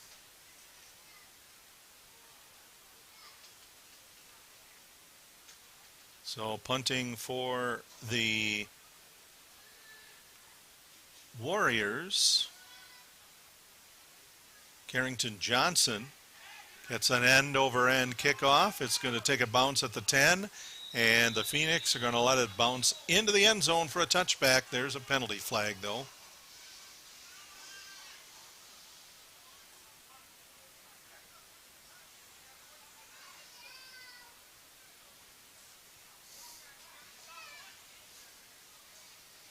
So Pat Hammond signaling over one of the officials here.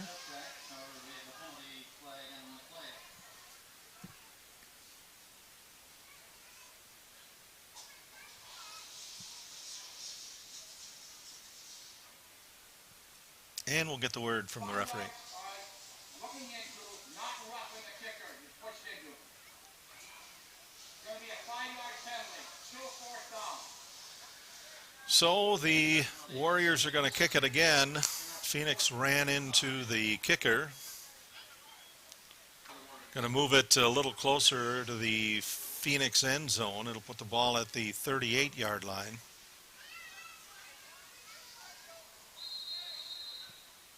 And it looks like they aren't going to kick it. Going to go for it.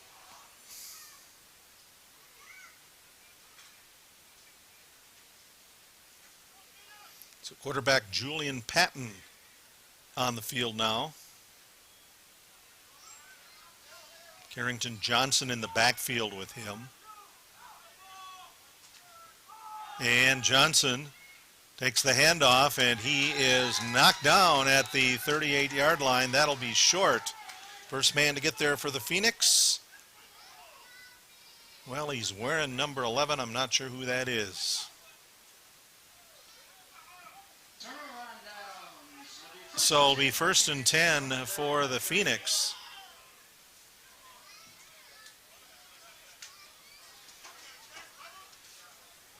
So the ball on the 38-yard line, and the Phoenix going to try to get on the board here. We're at 8 minutes to go, second quarter.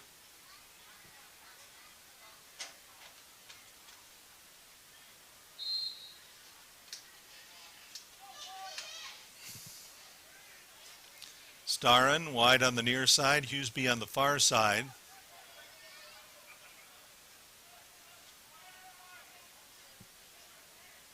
Phoenix quarterback today, Joaquin Bird. Bird, one back with him. He's going to scurry around, loop around, get by some Warriors. Bird is going to throw it upfield, and coming up to get that is caught down at the 39-yard line, and that's Connor Hughesby bringing that one in.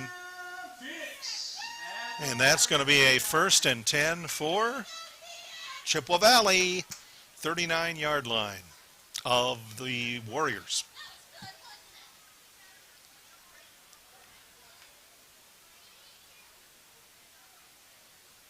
So seeing some offensive spark at times, was one of them for sure.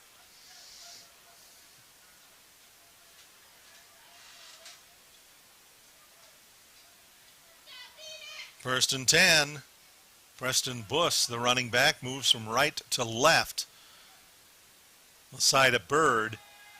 Bird fakes a pitch, pumps, throws, and it's caught at the 25-yard line by Sage Weiss.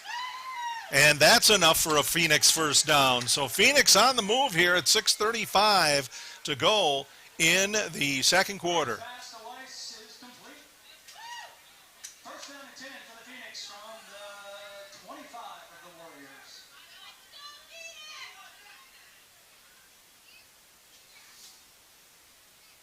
Bird talking to Buss, takes the snap and pitches it forward, and the ball falls to the turf.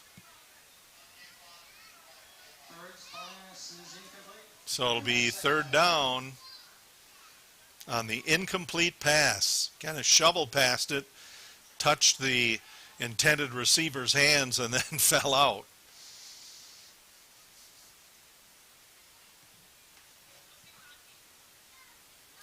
Second and 10, Phoenix. Ball on the 25.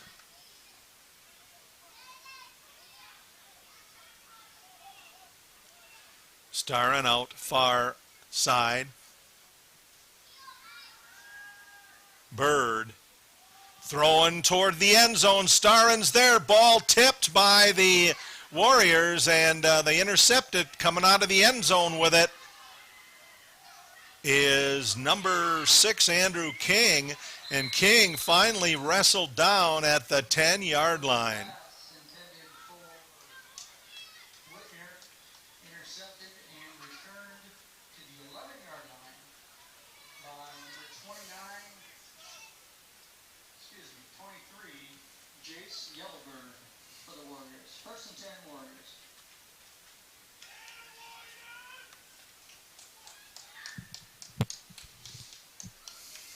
So the Warriors shut down the Phoenix offensive effort that quick.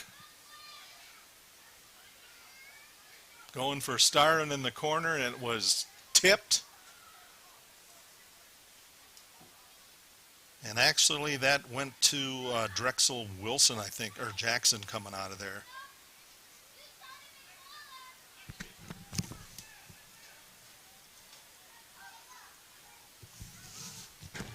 So first and 10 for the Warriors. They are back on their own 13-yard line. Rolling right, left, needs to get out of the end zone, fires at Julian Patton, trying to get it to Zachary Bunders. Bunders was too far out of bounds anyway at the 20-yard line, so that's incomplete, second and 10. 5:49 remaining, second quarter, 6-0. The Chippewa Valley Phoenix trail the Midwest Warriors from Madison. Join us tomorrow on NLWN TV as we bring you the Cavaliers taking on the New Richmond Millers from Carson Park in Eau Claire. Coverage begins at 12:30 with the In the Dugout show, followed by live play-by-play action. First pitch scheduled for 1 p.m. That's tomorrow on NLWN TV. Eau Claire Cavaliers and the New Richmond Millers. Snap goes back to Patton. Patton comes around the near side, and he is pushed out of bounds by the Phoenix Sammy McBride. And he'll pick up maybe one. Bring up third down and 11. 1 yard loss. Oh, 1 yard loss on the play, so it'll be 3rd and 11. 5:43 left in the first half. Warriors lead 6-0 over the Phoenix.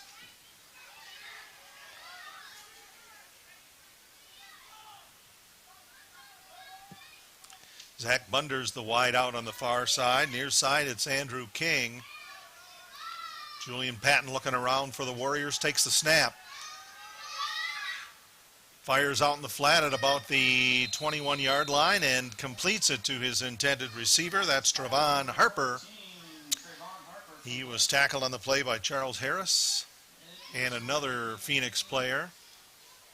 And that's enough for a first down. So it's 1st and 10 for the Warriors. Ball is on the 23-yard line.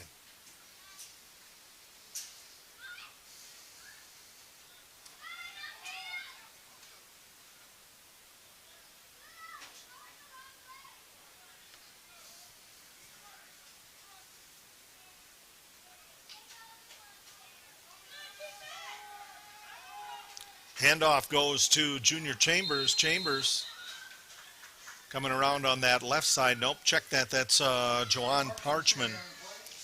He was on the left side. Took the handoff, came over to the near side. And in that play, on that play, picked up about 7 yards. It'll be 2nd and 3. Midwest Warriors ball on the 30-yard line. Their own. 4:12 remaining, second quarter.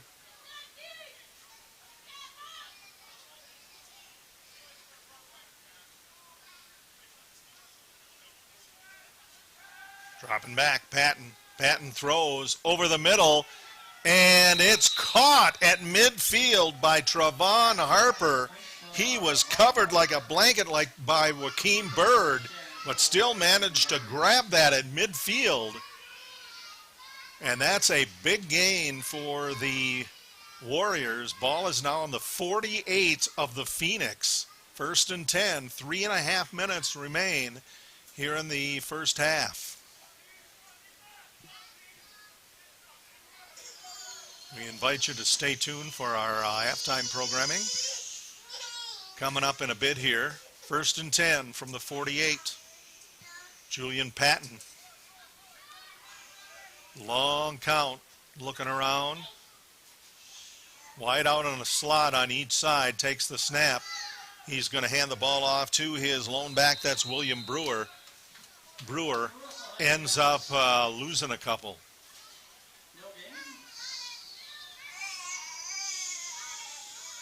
Yeah, actually they're going to spot it back at the line of scrimmage, no gain.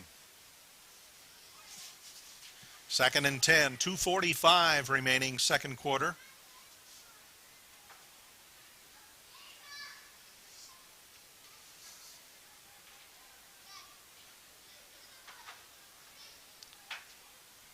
Warriors going to try to methodically use this last 2.5 minutes here to increase their lead. They're going to set 3 receivers left, 1 right. And the short throw goes out to Junior Chambers, and Chambers is brought out to the 48-yard line. And he'll pick up 1.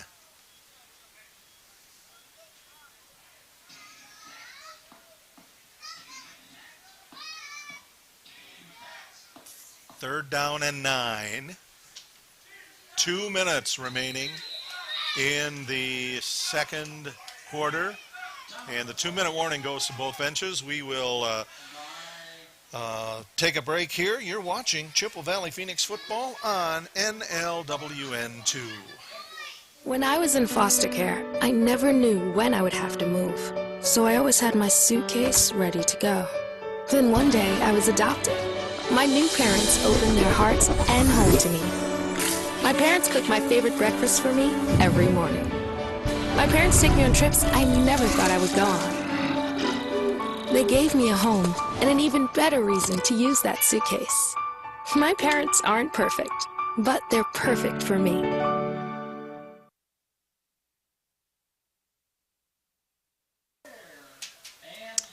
Welcome back to the Roost. We've got 2 minutes to go in the first half. The Eau Claire Express are getting ready to play a game over across the way at Carson Park. They've been getting the field ready. The Chippewa Valley Phoenix here trail the Midwest Warriors by a score of 6-0. Jay Fall, Dan Petchow, Cameron Rickoff on the camera today.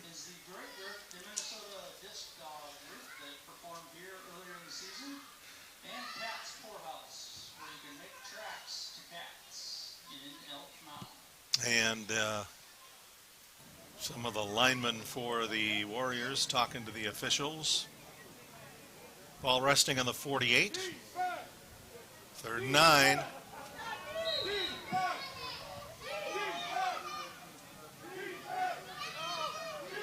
Julian Patton takes the snap. Has to scurry away from trouble and finds a wide open receiver on the far side, and it went right through his fingers. That was Juwan Parchman, and that is going to bring up 4th and 9 for the Warriors. 1:53 to go second quarter. Join us a week from today here on NLWN2. We'll bring you the Chippewa Valley Phoenix's next game. They host the Wisconsin Ravens here at the Roost, Carson Park. Coverage begins with Phoenix rising at 1:30. Kickoff scheduled for 2. That's next Saturday. Chippewa Valley Phoenix football against the Wisconsin Ravens on NLWN2. Julian Patton takes the snap, going for it on 4th and 10, and the ball slips through the intended receiver's hands again. And Angel Barron is the intended receiver, and that's going to turn the ball back to the Phoenix on downs at midfield. So hopefully they can get some quick action here to get the score evened up as the Warriors lead the Phoenix by a score of 6-0. 50-yard touchdown pass, Julian Patton to Andrew King. The 2-point conversion failed. That has been the only scoring so far in this half a game. Throughout Wisconsin, eastern Minnesota, and northern Iowa. Boys and Girls Club of the Greater Chippewa Valley, Chippewa Falls Area Chamber, Fierce Freedom at fiercefreedom.org. And the huddle broken, wide out far side for the Phoenix. And it's Bird scurrying, getting to be more orange around there, throws and manages to get it to the intended receiver, Sage Weiss, who was at the 46-yard line. That's going to be a pickup of 7 on the play. It'll be 2nd and 3. A minute 25 and counting here in the second quarter, and we have a timeout on the field. Phoenix won it. Midwest Warriors 6, Chippewa Valley Phoenix nothing. You're watching Chippewa Valley Phoenix football on NLWN2. You quit smoking and thought, that's that. But here's the thing about lung cancer. By the time you see the symptoms, it could be too late. But now, there's a new scan that can detect lung cancer early, when it's more curable. If you smoked, get scanned. Talk to your doctor or learn more at savedbythescan.org. Welcome back to the Roost. Join us tomorrow on NLWN TV as we bring you the Eau Claire Cavaliers taking on the New Richmond Millers from here at Carson Park.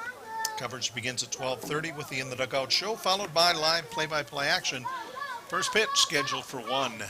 That's on NLWN TV tomorrow.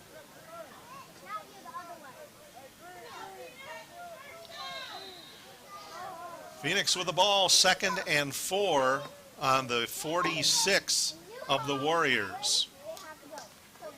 Bird takes the snap, drops back, gets a lot of pressure right away. He's moving backwards. Now he loops forward, gets a good block. He's still trying to find somebody. He sends it up the field, and it is a jump ball down near the 10-yard line, and it falls incomplete. James Morris was the intended receiver. Bring up 3rd and 5. So it'll bring up 3rd and 5 or 3rd and 4. Minute 10 to go, second quarter.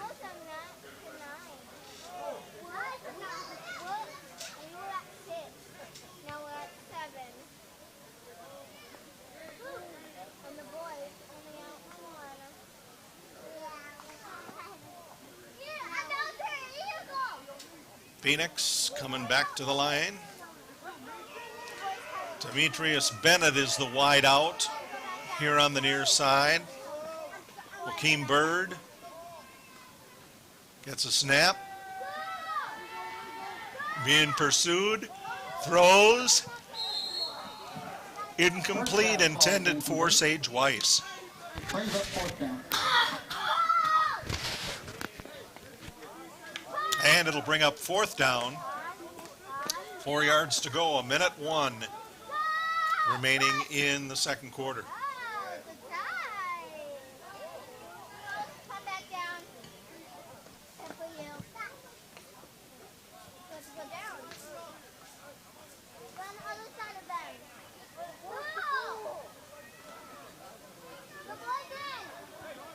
So the Phoenix going for it.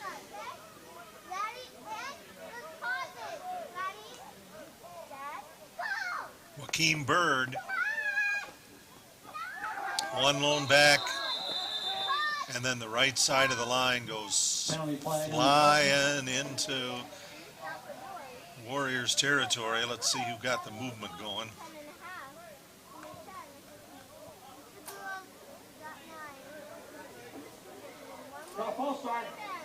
And that's against the Phoenix. Going back 5, so it's going to be 4th and 9.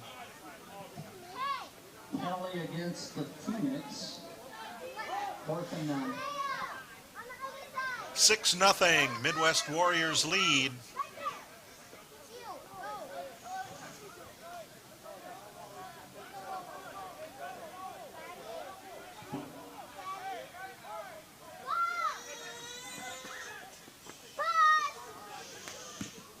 And back to punt it this time is Joaquin Bird. And it'll be down by the Phoenix at the 29-yard line. So the Warriors get another shot here. 54 seconds to go here in the second quarter. Coming up later this year, the Northern Light Webcasting Network will broadcast our 500th event. Be sure to stay tuned for special announcements and special awards for our loyal viewers. That's all coming up later this broadcast season on the Northern Light Webcasting Network, NLWN TV and NLWN2.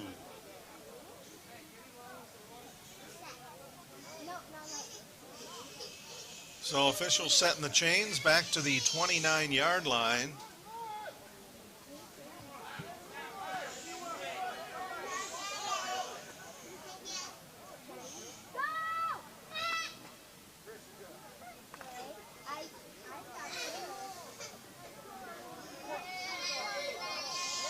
Wide out on the near side is Andrew King. Over on the far side, Dwayne Parchman. Actually got trips on the left. Julian Patton takes the snap. Finds Andrew King open at the 40-yard line, and that's where he is brought down after he runs head-on into Jake Brown. And we have a timeout called by the Warriors. 42 seconds to go, second quarter. It's 6-0, Warriors leading the Phoenix. They'll be good enough for a first down. And that will be a first down for the Warriors.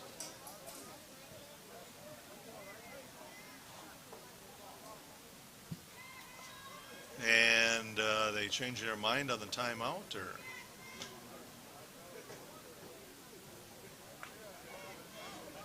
Must have. All right, 1st and 10. Ball's on the 40-yard line of the Warriors.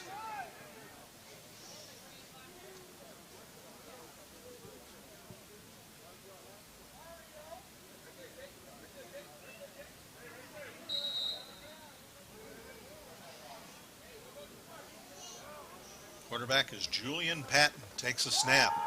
Looks to his left. Throws over there, and it is incomplete. Good defensive coverage on the play by Joaquin Bird. Broken up on the play. Going both ways this afternoon.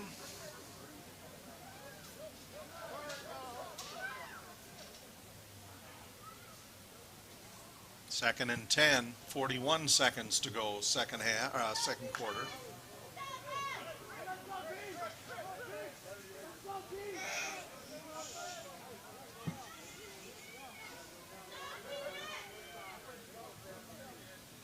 Trips left, one wide out the near side. Snap goes back to Patton. Patton throws long over on the left side, intercepted by the Phoenix, Joaquin Bird. Bird coming back with it. He's going to try to move back over on the right side. He's brought down at the 37-yard line.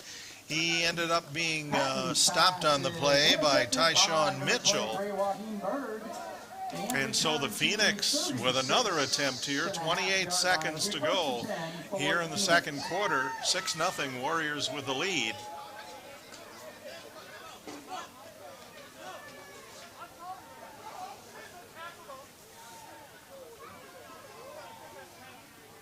As we're inching closer to halftime.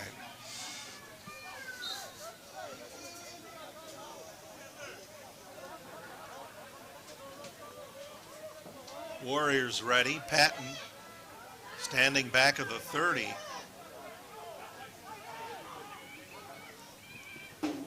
Patton lets it fly, and that is picked off by the Zachary Bunders. Bunders out to the 40, the 30, Bunders to the 20, the 10, and goes into the end zone. So that was about an 80-yard return. Bird's pass intercepted by number 24 for the Warriors, Zach Bunders, who returns it for a touchdown. So with 8 seconds to go, it's the Warriors that push up their lead.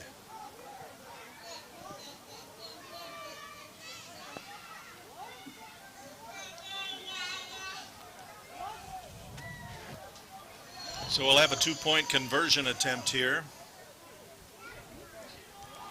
as the Warriors now lead 12-0.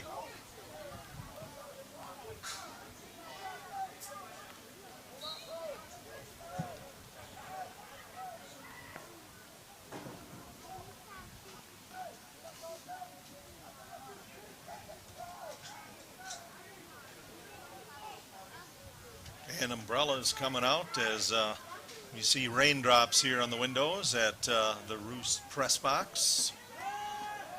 And the pass goes into the corner of the end zone. That is good to Andrew King. For the Warriors is good. So it's 14-0. Midwest Warriors lead the Chippewa Valley Phoenix. 8 seconds to go, second quarter. You're watching Chippewa Valley Phoenix football on NLWN 2. Jason, let's go see your room.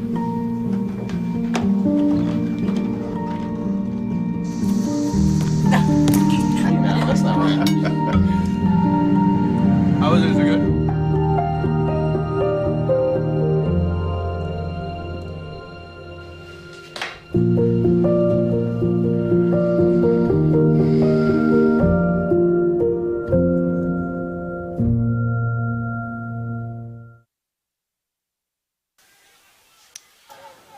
Welcome back. 8 seconds left, second quarter.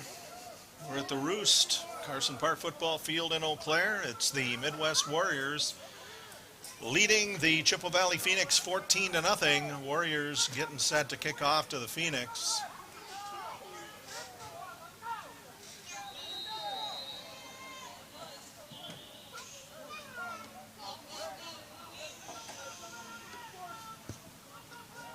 And that kick is taken at the 15-yard line. Bringing it up the field for the Phoenix is Sage Weiss, and Weiss ends up getting strung out and dropped at the 21-yard line. Sage Weiss returns to the Phoenix, tackled at the 21-yard line. So there's 2 seconds left as the Phoenix will take one more crack at getting back in this one. 14-0, the Midwest Warriors lead the Chippewa Valley Phoenix. Line of scrimmage is the Phoenix 22-yard line.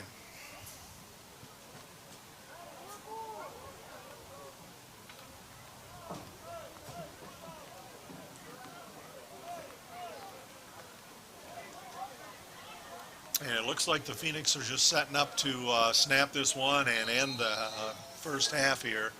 And they do as the rain comes down steadily now. It is the Midwest Warriors 14, the Chippewa Valley Phoenix nothing. We invite you now to stay tuned for halftime programming. You're watching Chippewa Valley Phoenix football on the Northern Light Webcasting Network and NLWN 2. My name's Stacy, I'm 57, and I was adopted in 2020. One teen can come in and make you look at life in a whole different way. You know, he's my father, so I look up to him a lot. If I can be 10% of the man he is, I'll be a happy person for sure.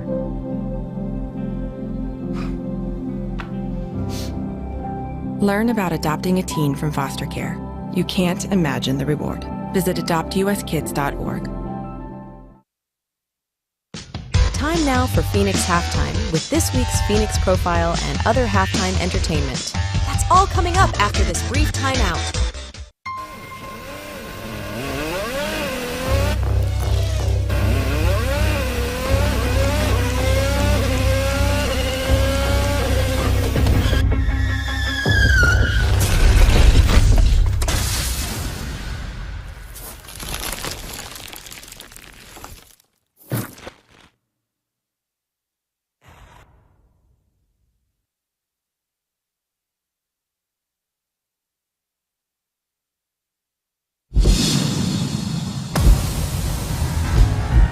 Time now for Phoenix Profile, where we take a look at one of this year's Chippewa Valley Phoenix players. And now, Phoenix Profile. Today on Phoenix Profile, we're talking with Sage Weiss. And Sage, tell us a little about yourself, where you grew up, levels of football you've played, and so on. I'm 29 years old. I actually never played high school football.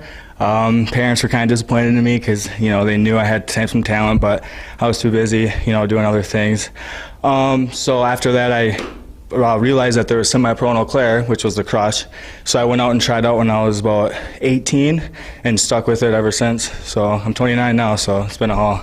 Okay, you're a veteran. Yes, you can say that. Yeah, that we won't call you old or anything like that.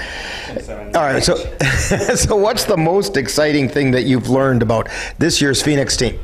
Just how fastly we connected as a team. The family, Coach Fred, always, day in and day out, giving it everything he has. That's my solely purpose of being here. Love playing for him, and the crew that follows, you are who you run with. Let's say my dad always told me. So good team, so happy to be here. Family oriented. Okay, so when you're not playing football, what are some other things that keep you interested or occupied? I'm in the gym, working all the time. Got a 5-year-old daughter, so that'll do it right there. That's a handful in its own. Bless her soul. So yeah, just dad, and that's about it. Just grinding. All right, got some quick questions for you here. Pie, ice cream, cake, or cookies? Cookies. Which kind? Chocolate chip, classic. All right, with or without the nuts? It depends on the day, but without, if I had to guess, or try or whatever. Yeah. Okay. Burgers, brats, or hot dogs? Hot dogs. When I was a kid, going to baseball games, eating hot dogs. That's what it's all about. You and Dan behind the camera there, you guys are hot dog fiends. Okay.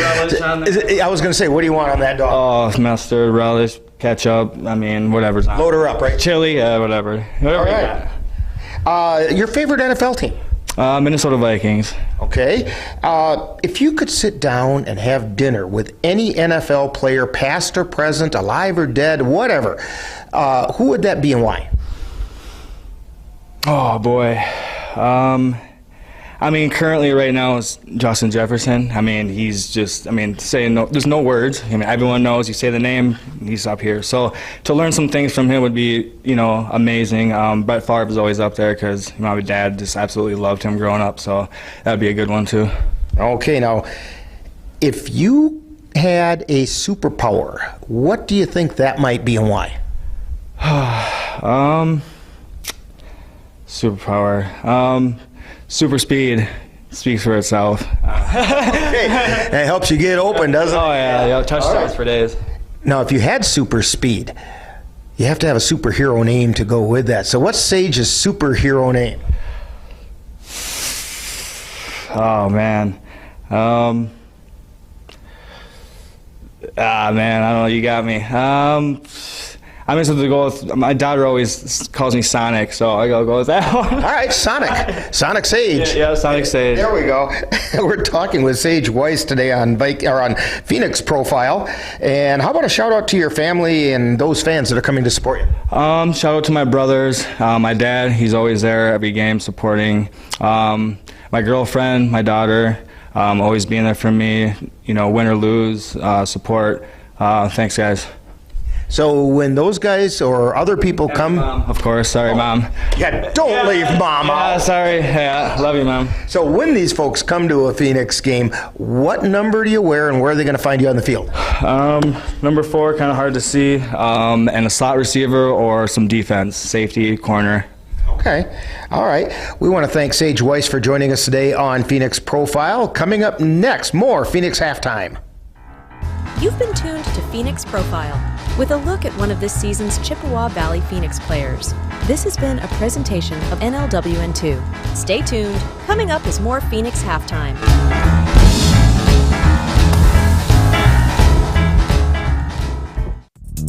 Soar like the Phoenix. Whether it's t-shirts, sweatshirts, headgear, accessories, or much more, you can find it at the Phoenix Team Store. Just go to www.tvivmn.chipley.com and you'll find all the latest in Chippewa Valley Phoenix apparel.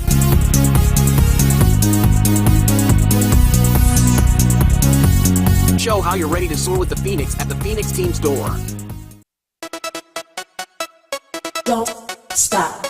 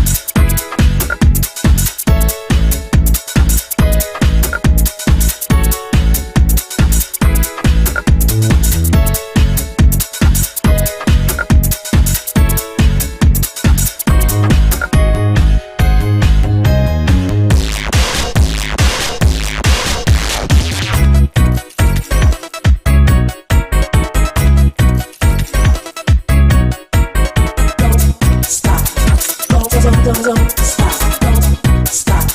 Don't stop. Don't stop. Don't stop.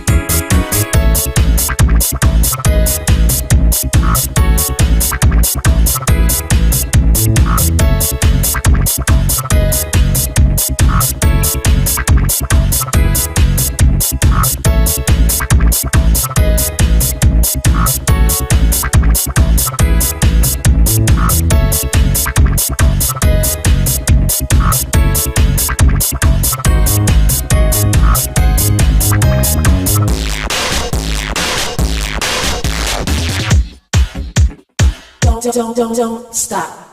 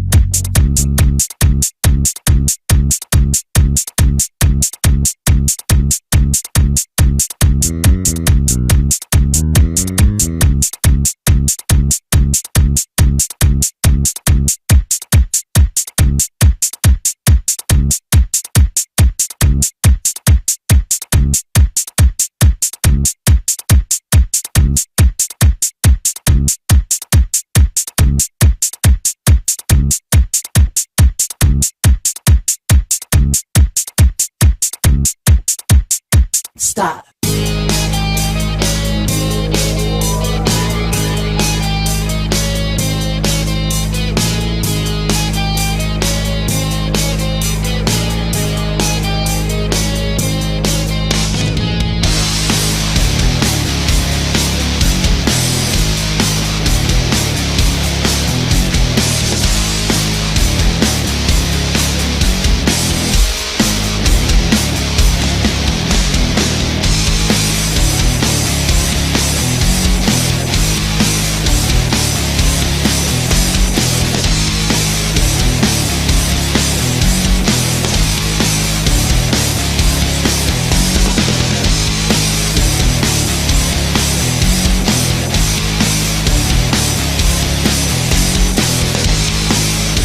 I'm Smokey Bear, and I made an assistant to help you out, because only you can prevent wildfires. Hey, Assistant Smokey Bear, call me Papa Bear, because I'm grilling up dinner.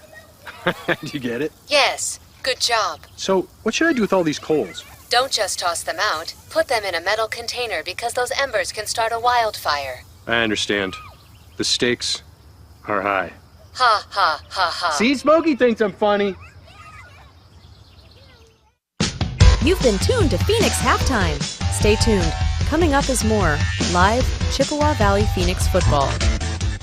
What are you doing in there? What's that? I wouldn't do that. What are you doing? What are you looking for?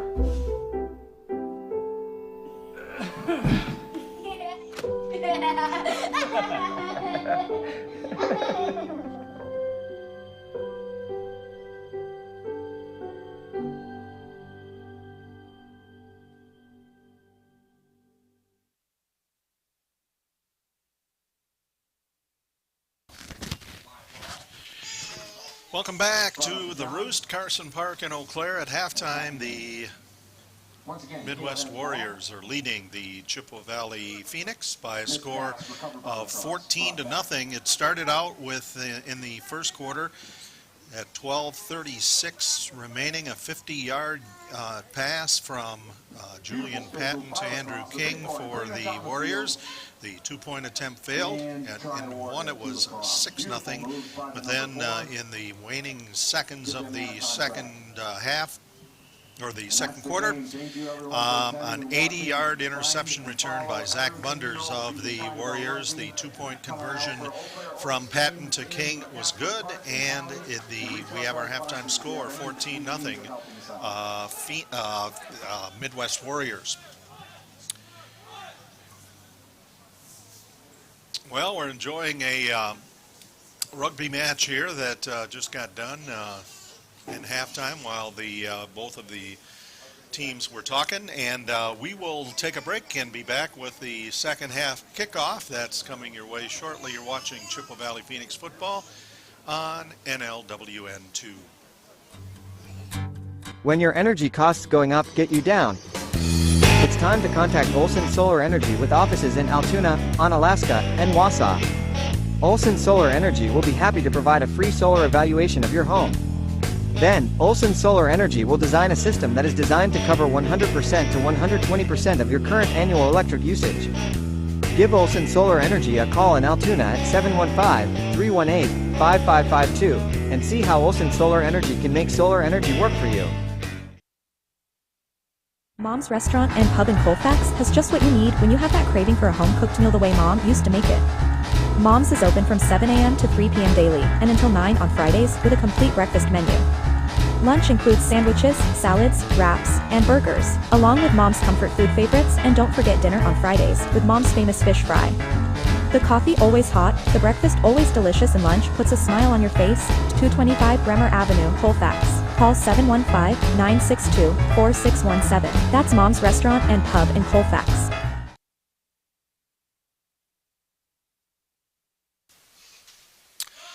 Welcome back to the Roost, Carson Park in Eau Claire, 14-0. The Midwest Warriors are leading the Chippewa Valley Phoenix. And Dan, let's take a look at the first half numbers. Yeah, here's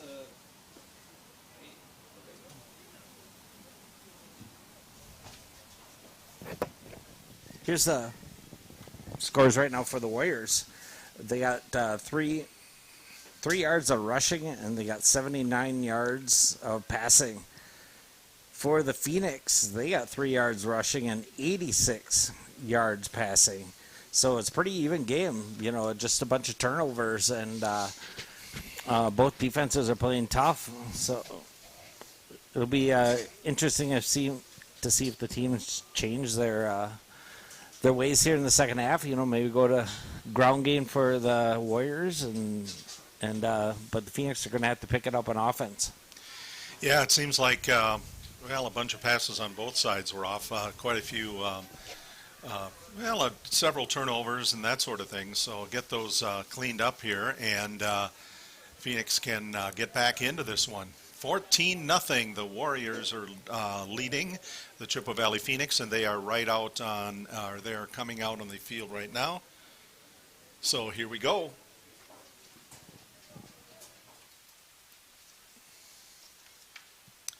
Coming up later this year, the Northern Light Webcasting Network will broadcast our 500th event. Be sure to stay tuned for special announcements and special awards for our loyal viewers. That's all coming up later this broadcast season on the Northern Light Webcasting Network, NLWN TV, and NLWN 2.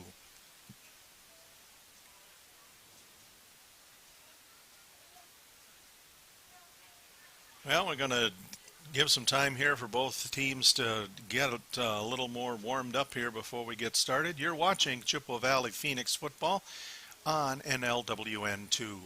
Mom's Restaurant and Pub in Colfax has just what you need when you have that craving for a home-cooked meal the way Mom used to make it.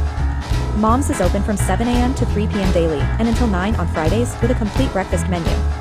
Lunch includes sandwiches, salads, wraps, and burgers, along with Mom's comfort food favorites, and don't forget dinner on Fridays with Mom's famous fish fry. The coffee always hot, the breakfast always delicious, and lunch puts a smile on your face. 225 Bremer Avenue, Colfax. Call 715-962-4617. That's Mom's Restaurant and Pub in Colfax. From concept to creation, the Visual Identity Vault is your complete design headquarters for all of your business and brand identity needs. We offer precision production, meticulous screen printing for vibrant, durable prints. Our plans are tailored to you, apparel and merchandise for businesses, teams, and individuals. We have streamlined solutions, hassle-free web store setup. We handle orders and payments. Ready to elevate your brand? Contact us to get your custom creation started today at the Visual Identity Vault at tvivmn.com, 507-238-9793. Let's make your mark together.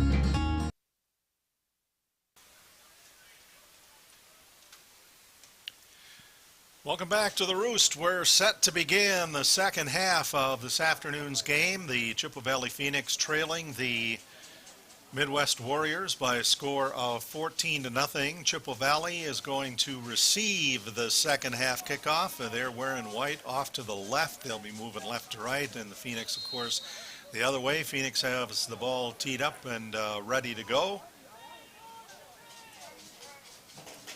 All right, here we go for the second half. Warriors set, and a low kick. It's going to be picked up by Connor Huseby at the 23-yard line, and he is cut down at about the 26-yard line, so that will be where the Phoenix will start first and 10.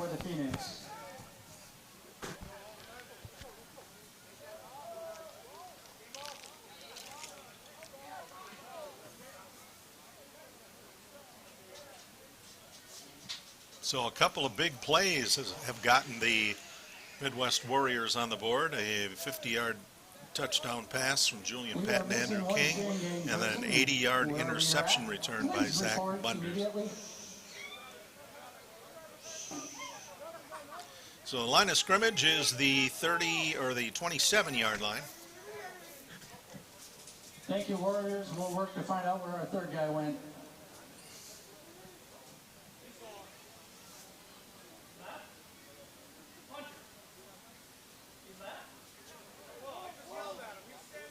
And the Phoenix break the huddle.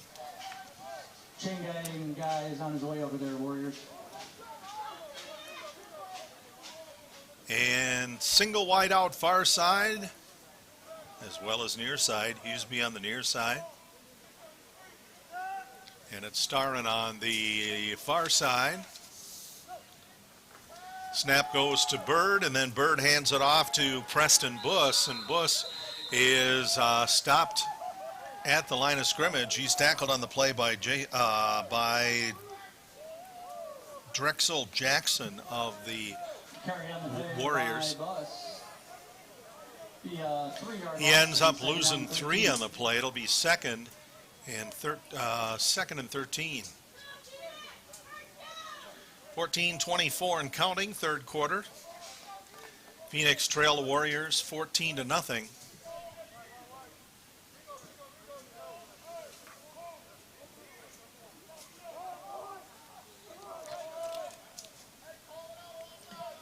Quarterback for the Phoenix, Joaquin Bird.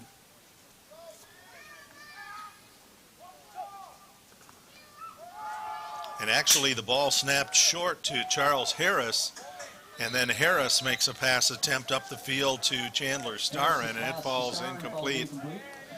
It'll be 3rd and 13. Phoenix with the ball on their own 25-yard line. Next week, Phoenix host the Wisconsin Ravens here at Carson Park. 2 o'clock is the scheduled kickoff time. Coverage starts with Phoenix Rising at 1:30. That's next Saturday right here on NLWN 2. Better yet, come on down and enjoy the game in person here at the Roost. Chandler Starren, wide left. Wide right is Connor Hughesby. In the slot, James Morris on the near side.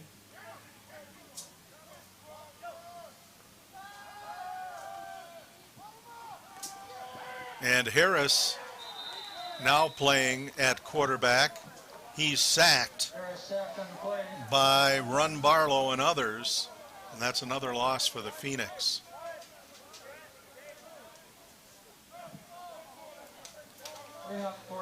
So it's 4th and 23, ball back at the 17-yard line for the Phoenix.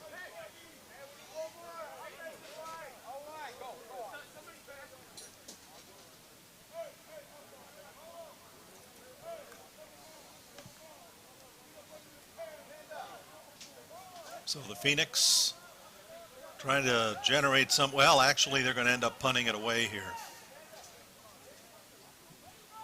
Jake Brown's awaiting the snap back at the 5-yard line.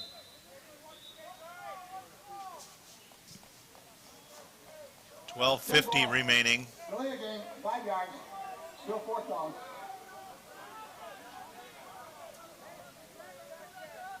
Well, now we have a Phoenix delay a game.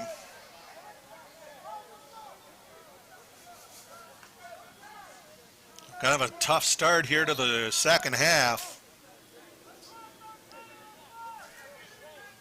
Is Jake Brown now standing in the end zone on the C in Eau Claire. Gets a good snap. They were coming at him. That ends up being a very high punt. It'll take a Phoenix bounce out at the 20 and bounce out to the 30-yard line. Brown's punt down at the 30-yard line. So the Warriors get great field position to start their second half here. They'll be on the Phoenix 30-yard line. 12:25 remaining. Third quarter. It's 14-0. The Warriors lead the Phoenix. You're watching Chippewa Valley Phoenix Football on NLWN 2. The Phoenix are rising. NLWN2 and the Northern Light Webcasting Network are excited to be your home for Chippewa Valley Phoenix Semi-Pro Football. Our next game will be on June 22nd when the Phoenix will face the Wisconsin Ravens at Carson Park. Follow the Phoenix as they battle their way through the Northern Lights Football League. Welcome back. And the handoff for the Warriors is given to Javon Presley, and he is banged around a lot before he's finally brought down at about the 23-yard line. He was tackled on the play by Josiah Boyce and others. Ends up with an 8-yard pickup on the play down to the 27-yard line.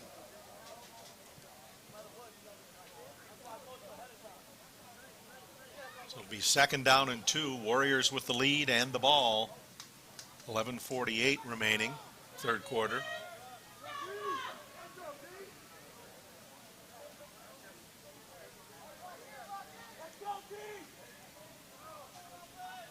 Going in motion is Javon Parchman.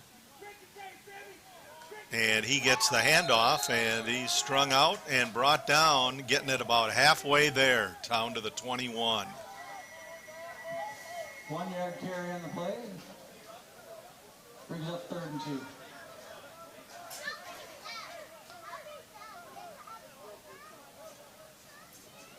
Third and a short 2. 11:08 to go, third quarter.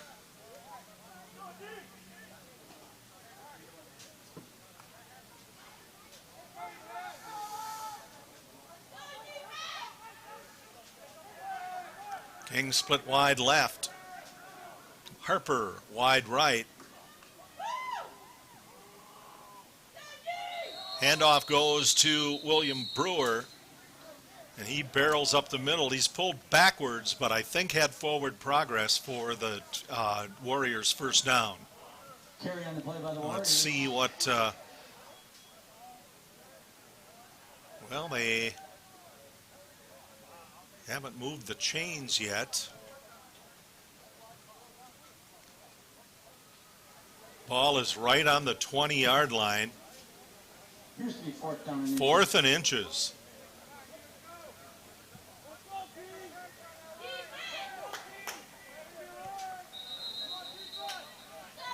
And now we have an officials timeout.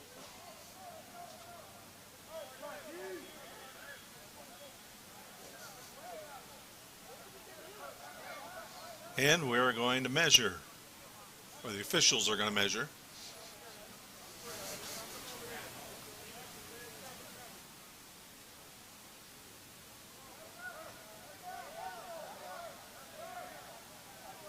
And that's a first down for the Warriors. After measuring, it's a Warriors first down. First and 10 from the 20. Looked like his forward progress carried him that far, but wanted to check it out. They'll reset it for a 10-yard pull, and away we go.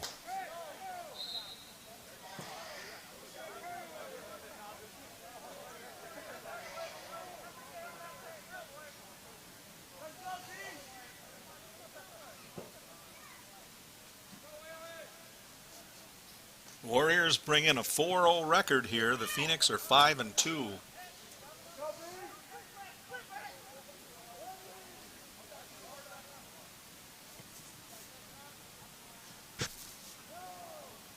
Now taking the snap for the Warriors is Andrew King, number 6. Snapped it right to him, and he is looking for some holes, trying to get outside, and he is spun out at the 20-yard line for no gain. And on the stop there was Chris Lipscomb Jr. 0-0, Chris Lipscomb. So no gain on that play. Both teams trying to change things up to try to get some more offense going here.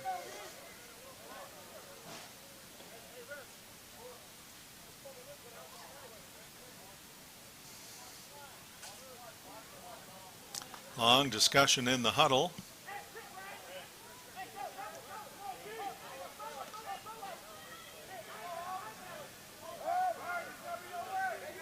And now back in, Julian Patton, who's been the quarterback throughout most of the game for the Warriors.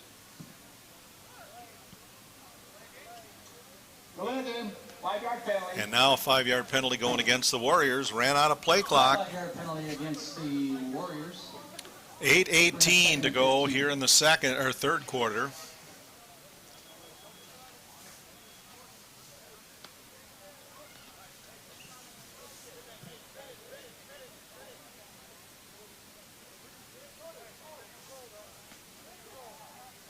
Ball moves back to the 25-yard line. It'll be 2nd and 15 for the Warriors.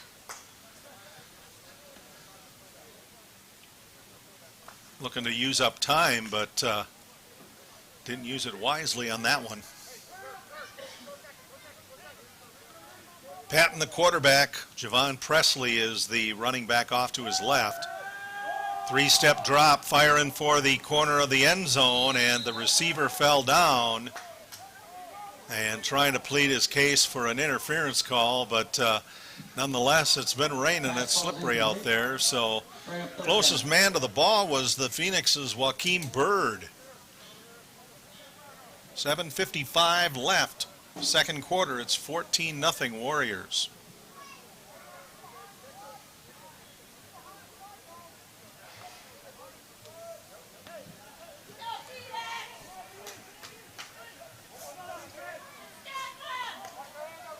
Trips left, King the lone, wide out on the far side.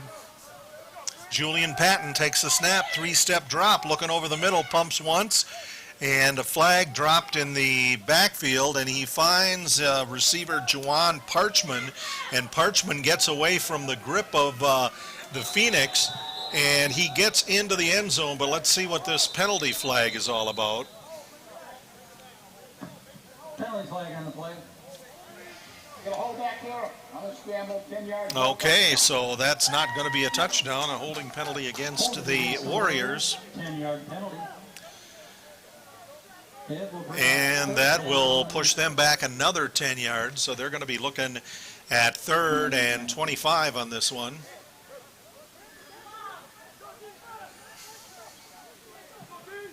Third down and 34.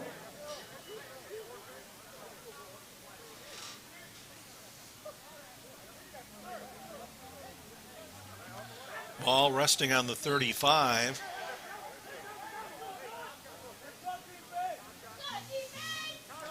Third and 25, Warriors set again, as are the Phoenix, led by Patton. Patton rolls to his right, steps forward, finds a big hole, gets by one Phoenix defender, but is going to be stopped in the middle at the 28-yard line as he ran into the wall by the name, well, he's wearing number 96, that's all we know. Short gain on the play brings up 4th down and 20.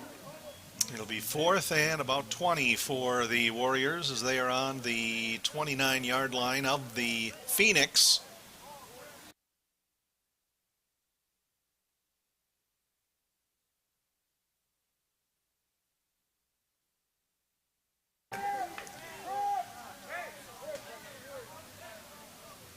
Trips right.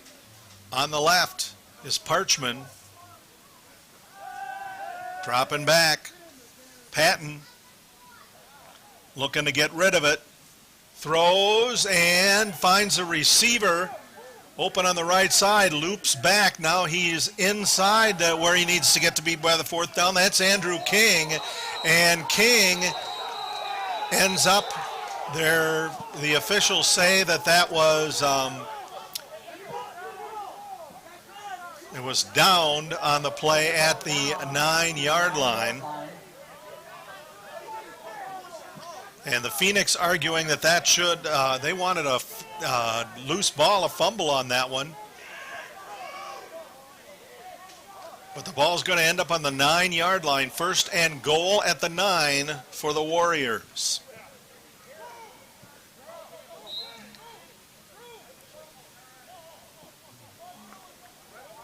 Clock rolling. 5:55 left to go, 3rd quarter. Warriors lead 14-0 over the Chippewa Valley Phoenix.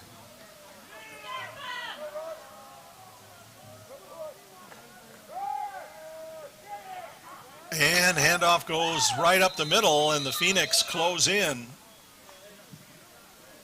Warriors carry on the play. About a 2-yard gain. 2nd and goal from the 7. 2-yard pickup on the play. It'll be 2nd and 7.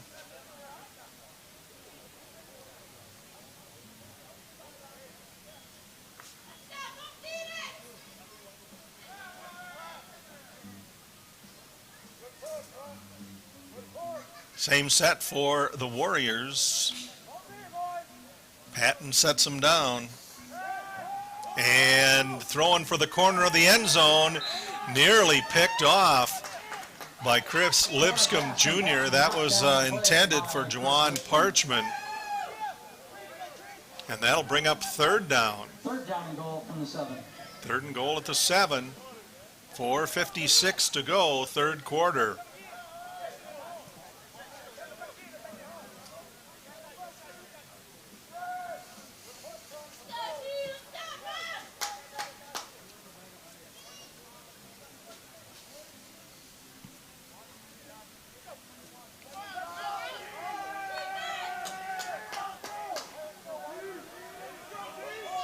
Going with the same set. Nope, actually 2 wideouts, 2 slots. Patton looking again, tossing it over the middle, and it is incomplete. Good coverage on the play by the Phoenix number 11. Pass for the Warriors, incomplete. There's penalty flags on the play, though. We'll see what those are all about.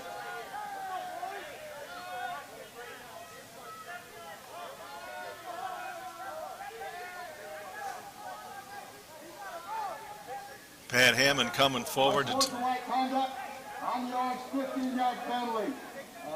The dead ball foul after the play. So a 15-yard unsportsmanlike conduct penalty is going to push the ball quite a ways back for the Warriors. And it's going to be 4th and goal at the 21.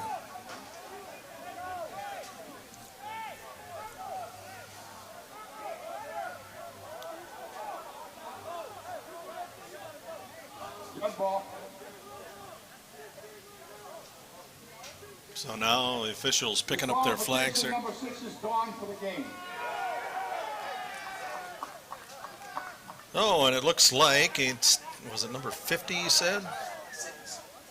56? Well, don't have a name. Oh, 66? Don't have a name for him either.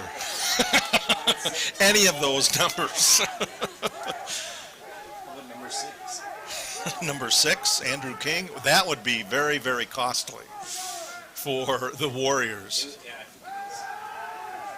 And the pass attempt, trying to get Travon Harper, and again knocked down on a great play by number 11. We got to find out who that is.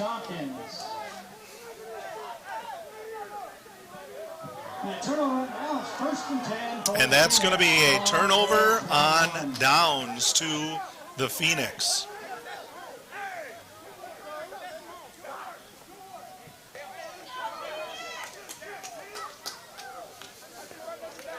Yeah, if that was Andrew King that got tossed, he was involved in the first touchdown for the Warriors and the 2-point conversion.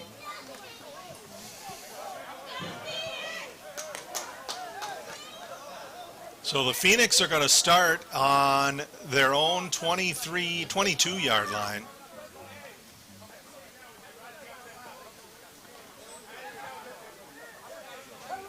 No, I see him out there. I see King. I think that's King. I don't know. I can't. Yeah. He's right back at the 20, standing at the 26-yard. No, that's 5.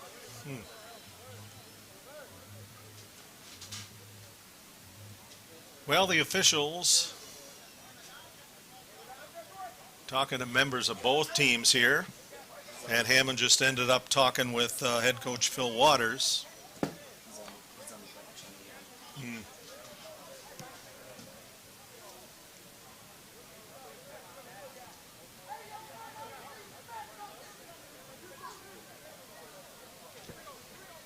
Yeah, that's going to be a costly one for the Warriors.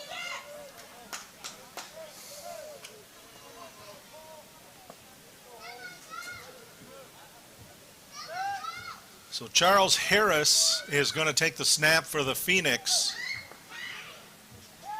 Harris fires through the fingertips of Joaquin Bird. Harris's pass intended for Bird falls incomplete, brings up 2nd down and 10. So the Phoenix trying to change things up with personnel and that sort of thing, try to get some offense going here.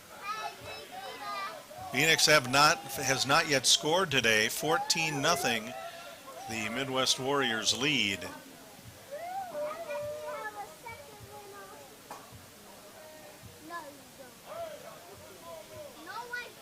Join us tomorrow on NLWN TV as we bring you the Eau Claire Cavaliers taking on the New Richmond Millers from Carson Park in Eau Claire.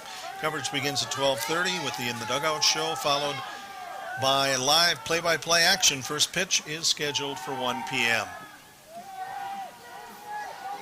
And Harris scurrying around. He is dangerously close to the end zone, makes a pass, and it goes to the Phoenix bench, incomplete. Harris's pass falls incomplete, brings up 3rd down and 10. 4:35 to go, third quarter. It's now 3rd and 10 for the Phoenix. They're on their own 21-yard line, and hobbling off the field for the Warriors is Christian Justice.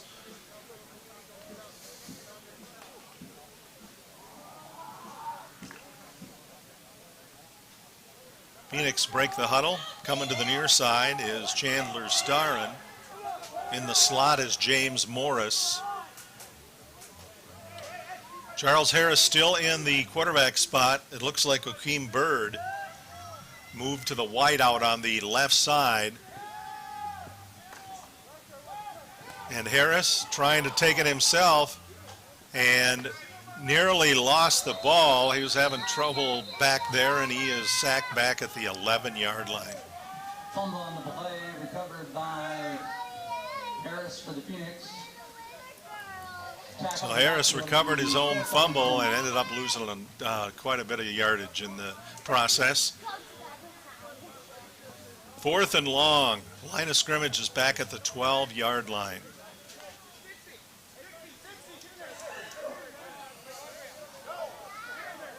Back to punt for the Phoenix. Standing near the end zone is Jake Harris, now getting onto the field.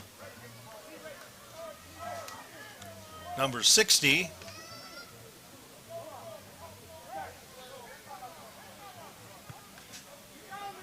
And Brown's punt is taken at the 42-yard line. Zinging it back is Angel Barron. And Barron ends up being brought down at the 25-yard line. So next week, the Phoenix will host the Wisconsin Ravens here at the Roost, Carson Park.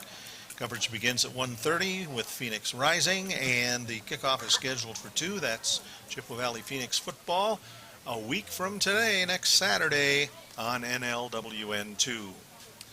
So the ball resting on the 25-yard line. Very good field position for the Midwest Warriors. Jay Fall, Dan Pecho, and Cameron Rickoff on our camera today.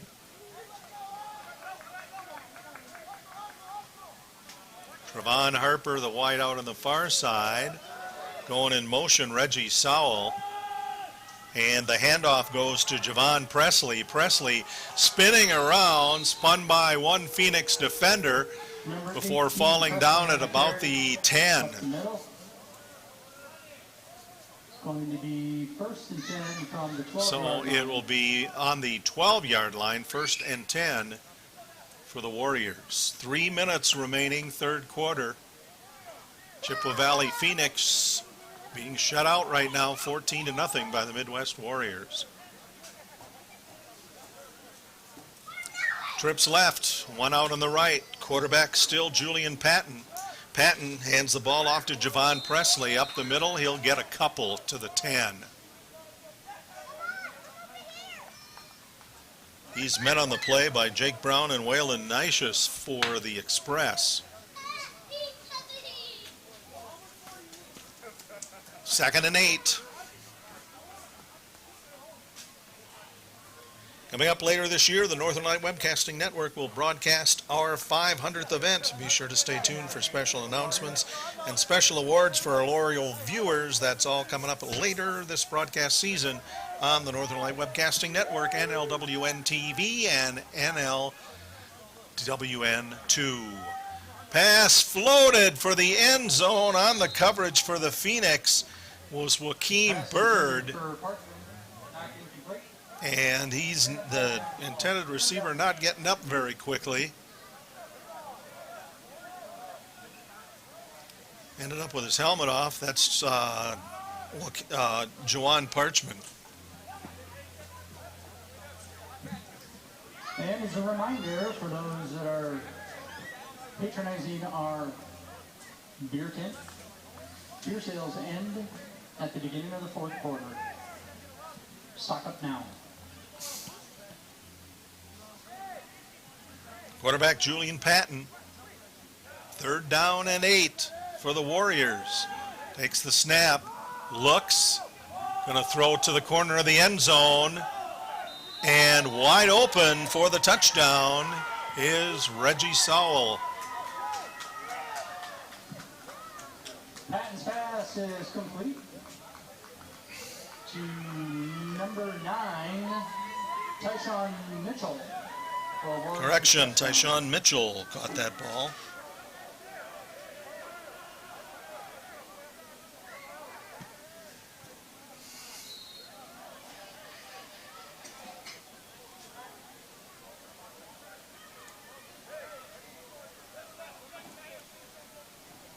So with 1:50 to go, the Midwest Warriors have stretched their lead a little more. It's now 20-0 over the Chippewa Valley Phoenix.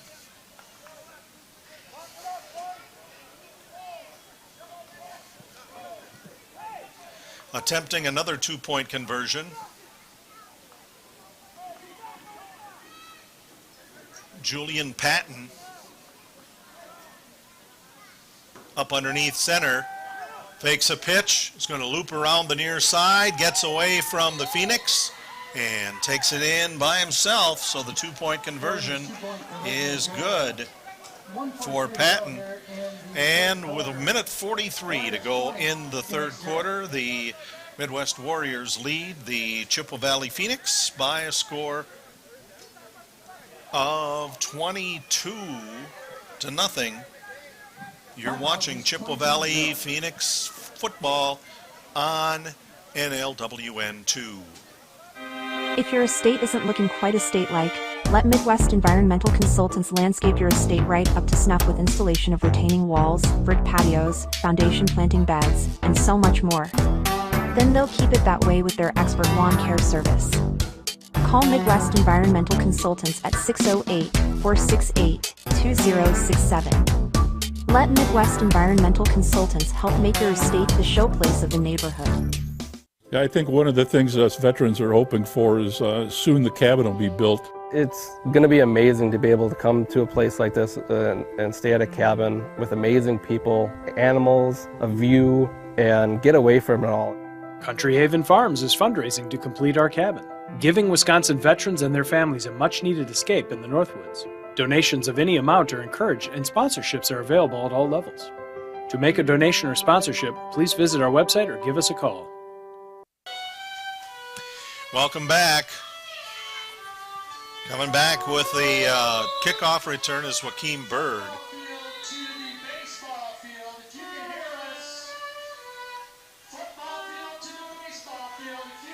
1:25 to go in the third quarter. We still got a quarter and a minute and a half left.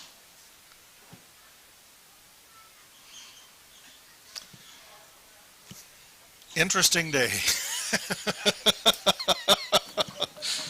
I guess the violin music was coming from the baseball field. Yeah, it looks like there's going to be a baseball game coming up, and the PA system was figuring out something. Again, football field to the baseball field. Cut your mics, please. 1:20 left to go third quarters. The Midwest Warriors lead the Chippewa Valley Phoenix by a score of 22-0.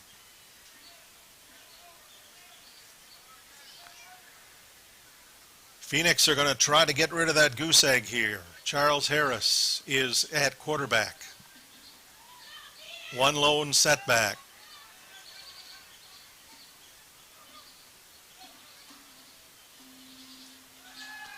And Harris lets it fly. His receiver falls down, and it was nearly intercepted by DeMonte Griffin. That pass was intended for Joaquin Bird, who stumbled at about the 43-yard line. Second down and 10 yards to go for the Phoenix. Join us tomorrow on NLWN TV as we bring you the Eau Claire Cavaliers taking on the New Richmond Millers right here at Carson Park. Coverage begins at 12:30 with the In the Dugout show, followed by live play-by-play action. First pitch scheduled for 1 p.m. To the officials, just so you know, that's not coming from us. That's coming from elsewhere.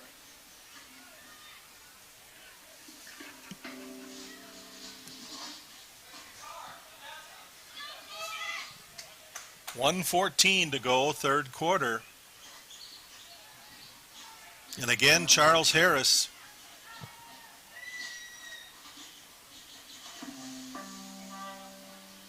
Charles Harris ready to get the snap, and the snap doesn't get to him. He's got a fall on it back at the 16-yard line.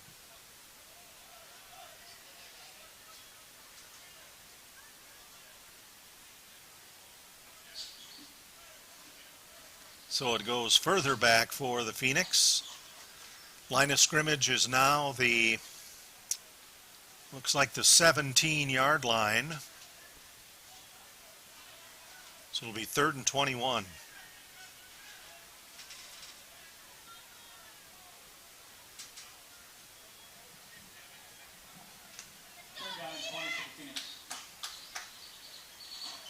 Connor Hughesby, the wide out, far side.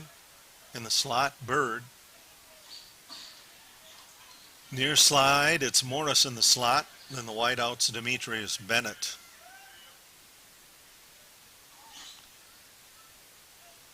Harris gets a snap, gives it immediately to the back. That's right with him. That is Lamar Graves. He's tumbled down in the backfield, and it'll be 4th down and 25 or so. And that's the end of the 3rd quarter. So after 3, the Midwest Warriors 22, the Chippewa Valley Phoenix nothing. You're watching Chippewa Valley Phoenix football on the Northern Light Webcasting Network and NLWN2. When you take 35 years of authentic Japanese recipes and mix it with the right environment, you know you've arrived at Tokyo. Tokyo Japanese Restaurant at 2426 London Road in Eau Claire has been the Chippewa Valley's premier Japanese restaurant and is known for having an authentic teppanyaki experience. Looking for a unique place to host a corporate event or party? The team at Tokyo will create an unforgettable event. Call today to book an event or make a reservation by calling 715-834-0313. That's Tokyo Japanese Restaurant in Eau Claire. Today we recognize the soldiers before you for their successful completion of their basic training. This time we would like the family members and loved ones to move forward and put on your soldier's Army 1-star badge.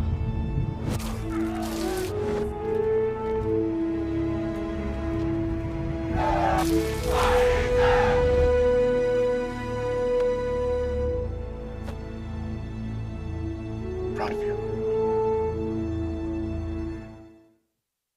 From homemade sauce to dough that's made fresh and the specialty meats and real mozzarella cheese, Sammy's at 2812 London Road has the recipe for the best pizza in town and has been Eau Claire's go-to pizza place since 1957. Sammy's not only offers award-winning pizza, but their menu includes burgers, sandwiches, chicken and much more. The next time you're in the mood to head out for dinner, drop into Eau Claire's only Hall of Fame pizza parlor, Sammy's Pizza, 2812 London Road in Eau Claire, or call it 715-831-1300. Ready to begin the 4th quarter with the Phoenix to punt it away. Jake Brown gets a decent punt. It's taken at the 49-yard line by Zachary Bunders. Bunders gets away from a Phoenix player, gets to the 30, the 20, the 10, and it is a punt return touchdown. Punt return by number 24, Zachary Bunders for the Warriors for a Warriors touchdown. Bunders had an interception return for a touchdown in the 2nd quarter.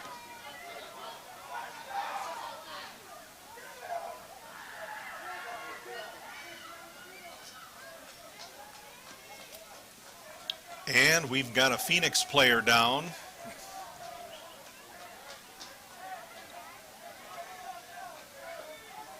While they're tending to him, let's take a break. 14:45 to go, 4th quarter. It is the Midwest Warriors 28, the Chippewa Valley Phoenix nothing. You're watching Chippewa Valley Phoenix football on NLWN2. Firearms, ammo, training, and safety. That's what it's all about at Marcon Shooting. We offer women's only basic handgun classes every other Sunday. Ladies' Day at the range every Tuesday. Women's only speed dating every Tuesday evening, 6 to 8. Women, learn how you can have less than lethal protection. We sell ladies' shooting accessories in our shop. Start browsing or book your classes at marconshooting.com. Firearms, ammo, training, and safety. That's what it's all about at Marcon Shooting, the Chippewa Valley's premier indoor shooting range and pro shop. Demetrius Bennett was the Phoenix player that needed some attention. He's going back out there. Guess on the change of possession he can, but let's see.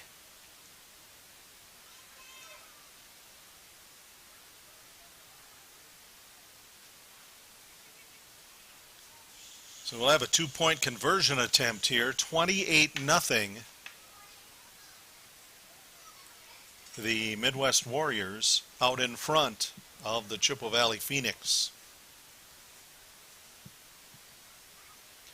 Next week, the Phoenix will be hosting the Wisconsin Ravens.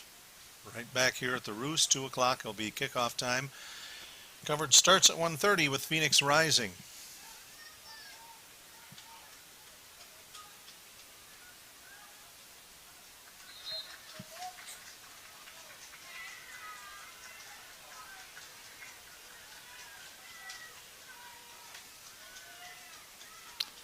And I'm not sure exactly what's going on here. Now they're coming over to talk to the Express.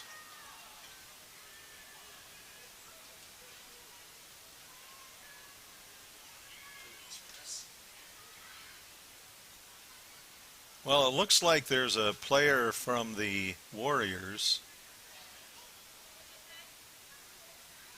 headed out with his stuff.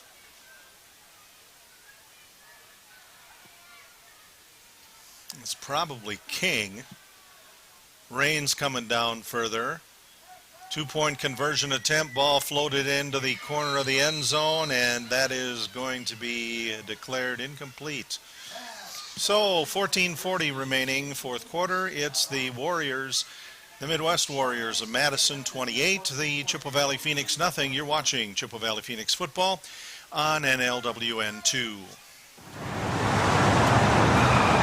Let NLWN TV take you out to the ballgame.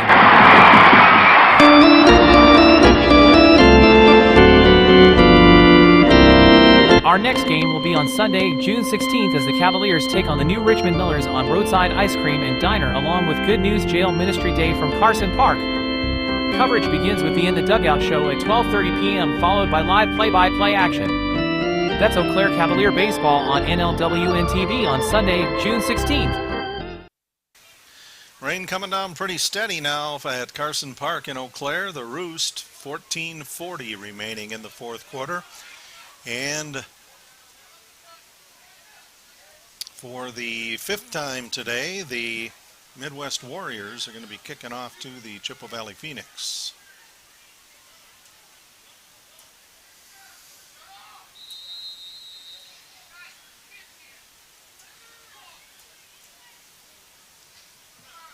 And the kick, low. It's going to be scooped up and then dropped by Preston Buss.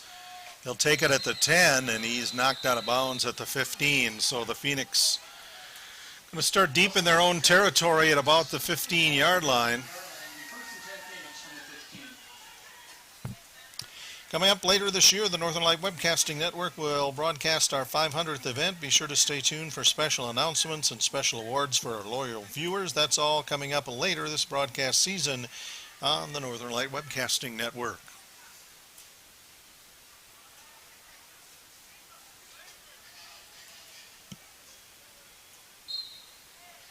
And coming off the field, Chandler Starrin for the Phoenix. Ball being placed here. Umpire trying to hold the ball out of the rain. Puts it down. Phoenix do not have much time to get this ball snapped. Harris at quarterback. Preston Buss off to his left.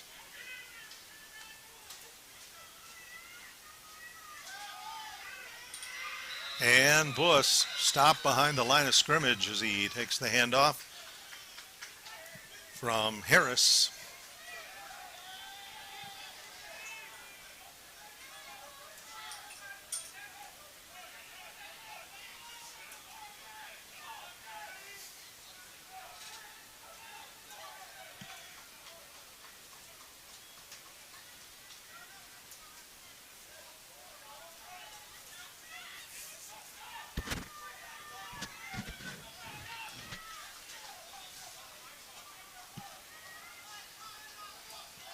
Join us tomorrow on NLWN TV as we bring you the Eau Claire Cavaliers taking on the New Richmond Millers.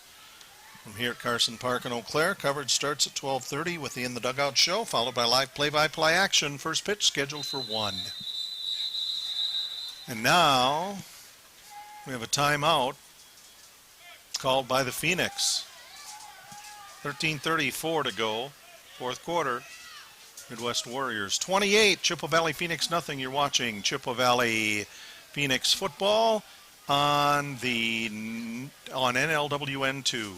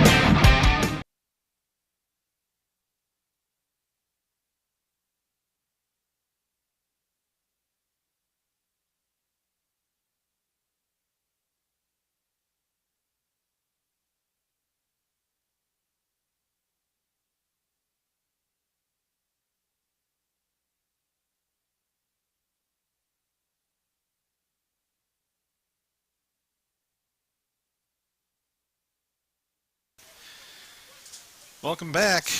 Well, during that timeout, the Midwest Warriors were assessed with an unsportsmanlike conduct penalty. So that put the Phoenix all the way up to their own 26-yard line. So it'll be 1st and 10.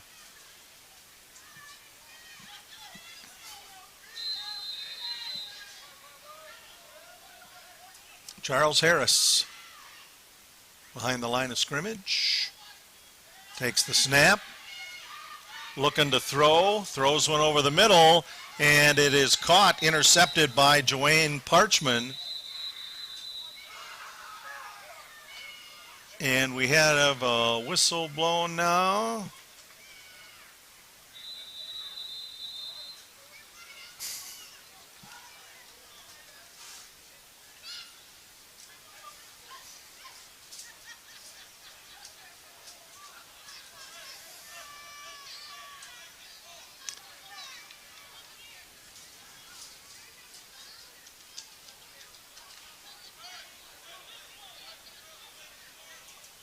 Officials talking about that now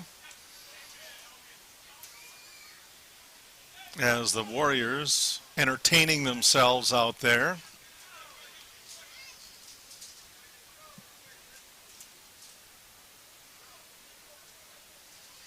Joanne Parchman intercepted that ball out at about the 45-yard line, took it to the house for a pick six. But a whistle blew during that, so now we'll get the explanation from Pat Hammond. The inadvertent whistle after the interception, right? They elected to take the play, so it's going to be first down Orange. Okay. So I guess they'll take the play. Well, I have the points up on the board. I'm confused, but I confuse quite easily, so. It looks like they're going to just say that that ball was intercepted. They're ruling the ball was intercepted at the 48 of the Warriors. So they take the points off the board. And the points coming off.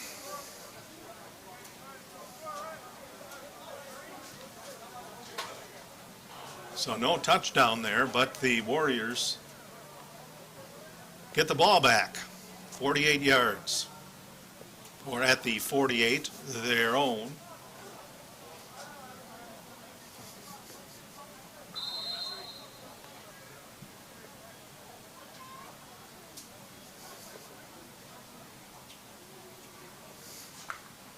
Next week, Wisconsin Ravens are here. Saturday, 2 o'clock kickoff. Our pregame gets underway about 1:30 with Phoenix Rising. Going in motion, Angel Barron stays set. Ball is going to be handed off to... Carry on the play, tackle in the backfield by Walker. 4-yard loss, be second down 14. Be a 4-yard loss on the play.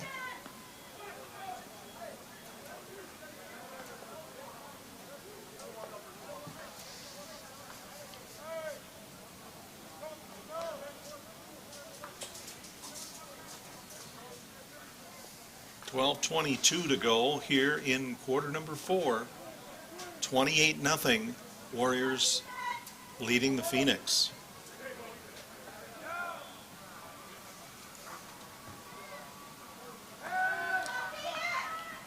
Dropping back to throw. Patton in trouble. Pushed back. Sacked back at the 25, but they're going to mark it back to the 31.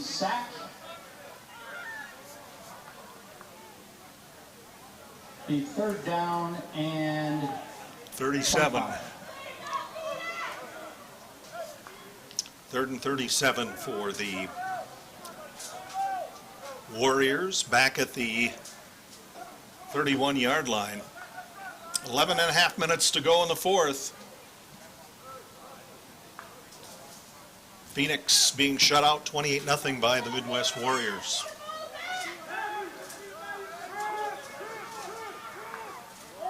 So we have trips on the near side, single wide out far side. Julian Patton back off the line of scrimmage, and now we hear whistles and penalty flag on the play. There's a flag on the play. Delay a game. Delay a game. 5 yards. All right. Repeat the down. Delay a game against the Warriors. So it'll be 3rd and 42.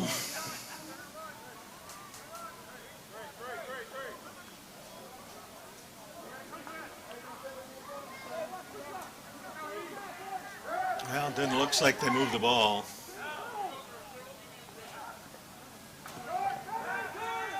Drifting back, Patton throws, incomplete, going through the hands of Giancarlo Williams. Ball's incomplete.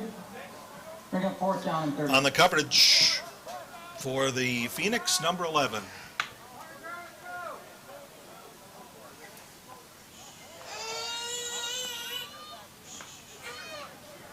.10:48 remaining, fourth quarter. Midwest Warriors out in front. 28-0.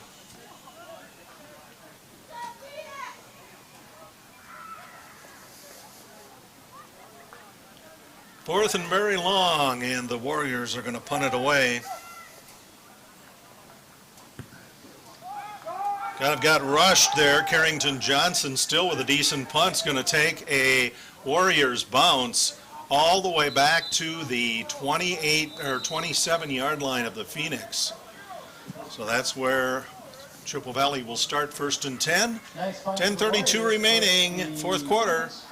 Midwest Warriors 28, Chippewa Valley Phoenix 0. You're watching Chippewa Valley Phoenix football on NLWN 2.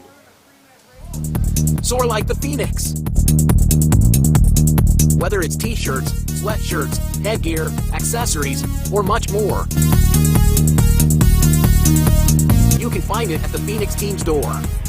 Just go to www.tvivmn.chipley.com and you'll find all the latest in Chippewa Valley Phoenix apparel.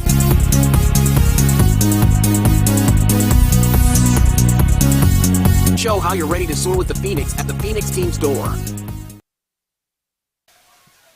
10:32 to go, fourth quarter, 28-0. The Midwest Warriors lead the Chippewa Valley Phoenix.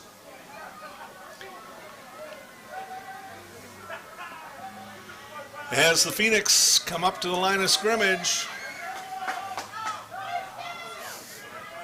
try to get some offense moving. And Connor Hughesby took the snap this time, tried to throw a pass out to Preston Buss, and that fell incomplete.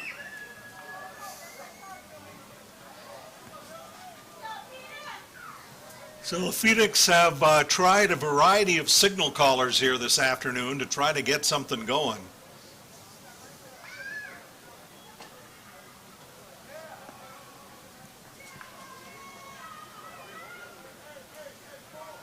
And a couple of big passes and a couple of special team plays. A punt return and an interception return, both by Zach Bunders, has the Warriors in a lead. And it pitched back to Hughesby, and Hughesby lets it fly as he's hit. It's caught but out of bounds by James Morris. Ball was snapped to Preston Buss. He flipped it back to Connor Hughesby, and Hughesby was under lots of pressure when he threw that.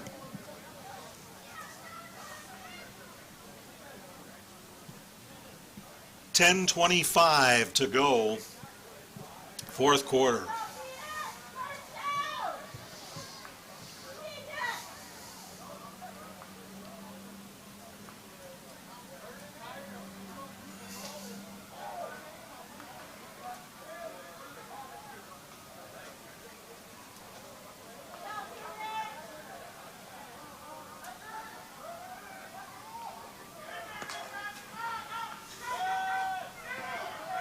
Snap goes back to Hughesby, still rushing away, and he ends up falling on it in the end zone.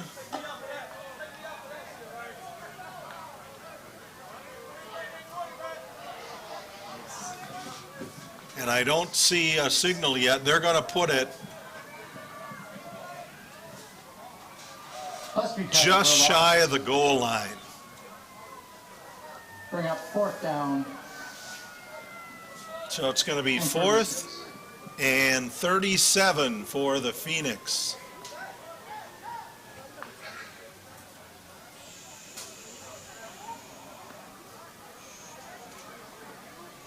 Now the safety, he's just much short. Right, be fourth down on about the half-yard line. And there we've got the clarification from Pat Hammond.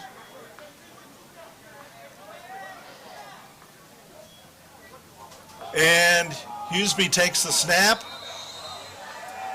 and fumbles it in the end zone. That is a safety for the Warriors. Fumble by the Phoenix, recovered by the Warriors for a touchdown. Oh, wait a minute.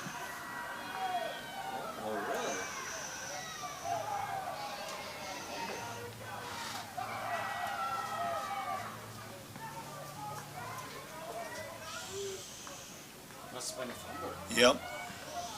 Fumble was recovered in the end zone by Carrington Johnson. So that is a Warriors touchdown.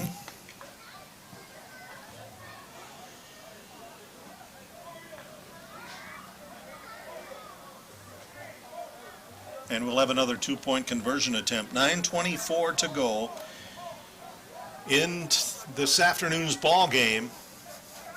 The Midwest Warriors lead the Chippewa Valley Phoenix 34-0.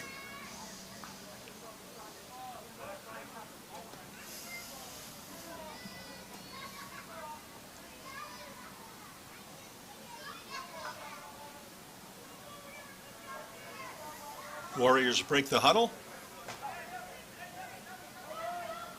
Still in at quarterback is Julian Patton. Patton hands the ball off to Javon Presley.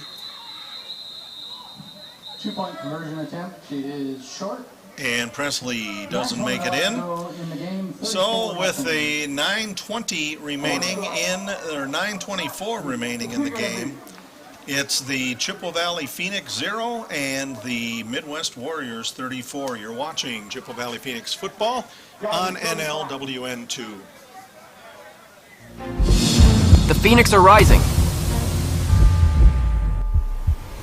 NLWN2 and the Northern Light Webcasting Network are excited to be your home for Chippewa Valley Phoenix Semi-Pro Football. Our next game will be on June 22nd when the Phoenix will face the Wisconsin Ravens at Carson Park.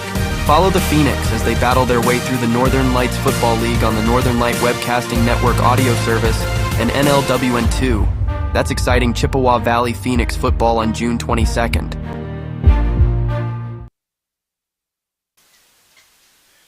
Welcome back to the Roost, Carson Park and Eau Claire, where the Chippewa Valley Phoenix are being outscored by the Midwest Warriors 34-0.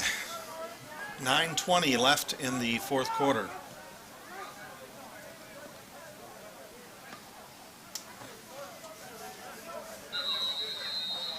So the Warriors to kick off to the Phoenix. And a low kick is going to have to be landed on at about the 44-yard line. That will be where the Phoenix will take over 1st and 10.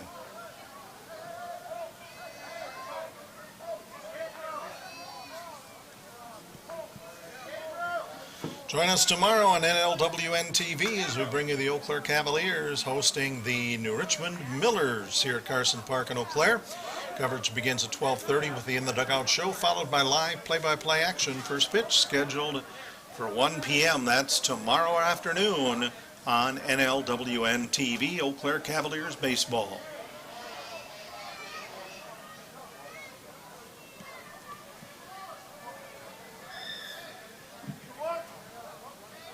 Low liner kick recovered by the Phoenix. Be 1st and 10 here from the 44-yard line. So the Phoenix will try again to get some offense going here. 1st and 10, ball's on their own 44-yard line. Connor Hughesby, the signal caller.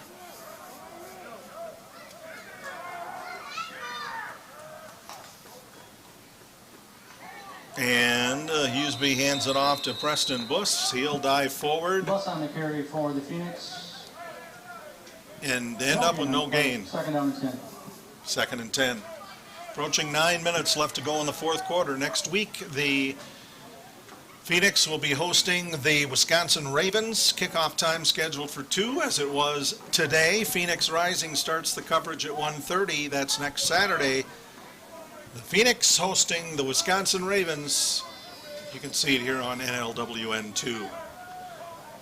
Better yet, come on down and see it in person. Hughesby takes the snap, gives it to Buss. Buss going up the middle once again, stopped at about the same spot.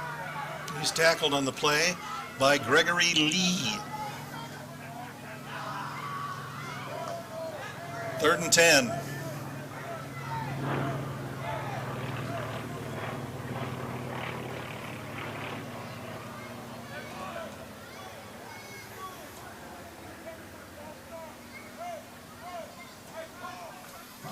Third down and 11 for the Phoenix. 3rd and about 10 for the Phoenix. Hughesby takes the snap, looks to throw, throws a wobbly one, gets it out front, caught! And it is a touchdown pass to Joaquin Bird. Husby to Bird for 56 yards. 56-yard touchdown pass.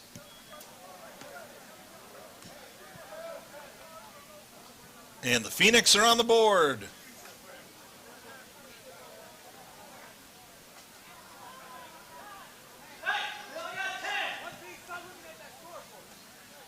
So now we'll have a 2-point conversion attempt, and the Phoenix no longer scoreless.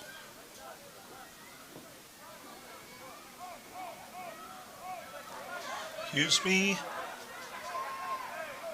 back in the shotgun. Floats the ball out into the far corner. Can't get to his receiver. It looked like James Morris was maybe cramping up or something. And anyway, Hughesby's pass outside the corner of the end zone, and Morris not getting up.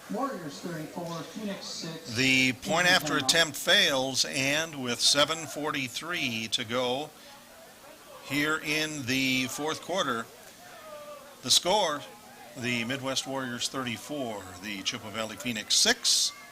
You're watching Chippewa Valley Phoenix football on NLWN2. My name's Stacy, I'm 57, and I was adopted in 2020. One teen can come in and make you look at life in a whole different way. You know, he's my father, so I look up to him a lot. If I can be 10% of the man he is, I'll be a happy person for sure.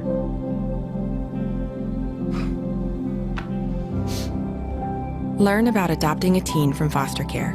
You can't imagine the reward. Visit adoptuskids.org. I'm Chris Jakimick. I served in the United States Air Force, and I deployed 3 times. So in 2017, I was serving as an Air Force First Sergeant. Our motto in that role is my job is people, everyone is my business. But unfortunately in that year, I would lose my own brother, Lance Corporal Adam Jakomek, to suicide. The majority of veteran suicides are from guns. I store my weapons securely, not only for myself, but for my family. My service never stops. 7:43 remaining fourth quarter. The Midwest Warriors 34, the Chippewa Valley Phoenix 6. Getting ready to kick off is Cole Truslow with his fluorescent orange shoes.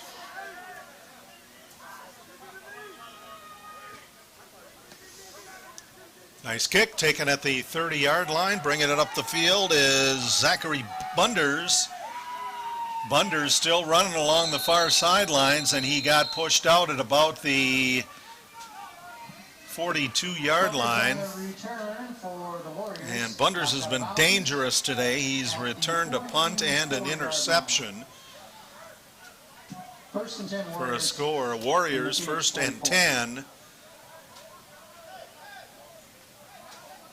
They are down on the 44-yard line of the Phoenix.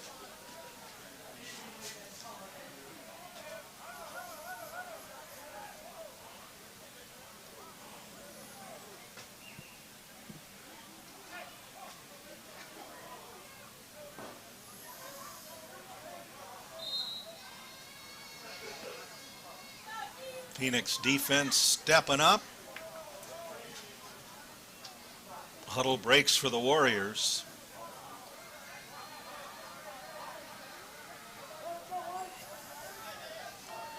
Julian Patton has been the lead general throughout this afternoon. He'll hand the ball off to his man in the backfield. That's Javon Presley. Ball came out when he was tackled, so there will be a loss of a few on the play. A long 12. It'll be 2nd and 12. 6:50 and counting, fourth quarter. Next week, Phoenix hosts the Wisconsin Ravens here at the Roost. 2 o'clock kickoff time, 1:30. Our coverage begins with Phoenix Rising. You can see that game here on NLWN2 next Saturday. Trips right, one wide out far side. Patton has his team set, and flying into the backfield was 11, and a wobbly pass. It was intercepted by 33, Todd Sherry. Sherry. 1st and 10 for the Phoenix from their own 44. So the Phoenix go back on offense. See if they can try to add a little more.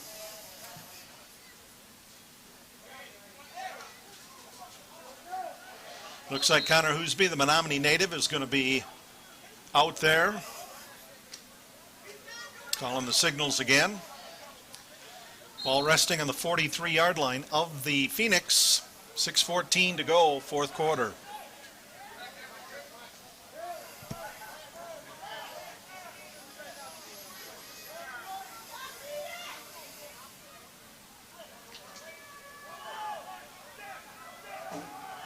Wide out, near side, Starrin. Hoosby hands the ball off to Lamar Graves. Graves will push it up to about the 45-yard line, picks up a couple.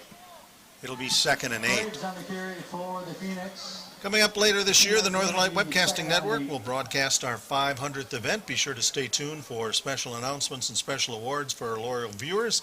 That's all coming up later this broadcast season on the Northern Light Webcasting Network, NLWN TV and NLWN2. I'm Jay Fall here with Dan Penchaw. Cameron Rickoff is on the camera this afternoon. A tough afternoon so far for the Chippewa Valley Phoenix. They trail the Midwest Warriors of Madison 34-6. Connor Hughesby in the shotgun. 3-step drop, throws on the near side, and it is caught at the 49-yard line by Chandler Sarin. He'll end up picking up about 6 on there, 4 on the play. Ball's on the 49-yard line. It'll be 3rd down. 4 to go. 4-yard gain, bring up 3rd down and a long 4.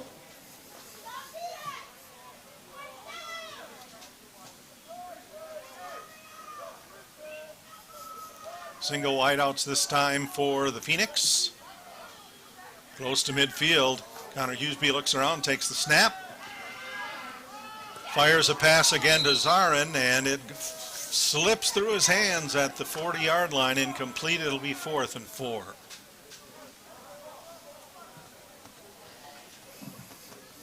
Pass intended for Zarin incomplete. Bring up 4th down. 4:35 remaining in today's ball game. Phoenix trail the Midwest Warriors 34-6.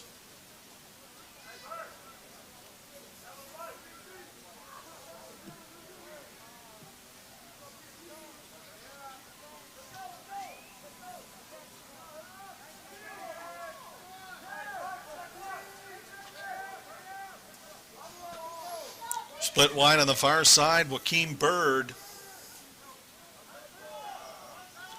Zarin on the near side.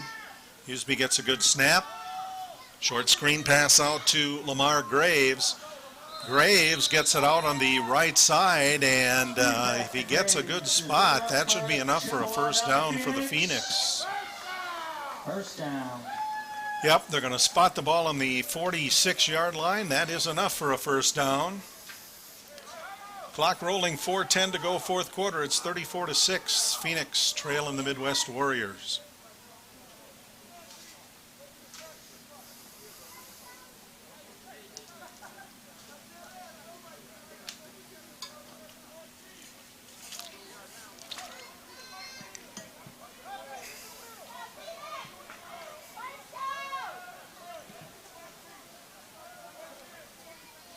Hughesby.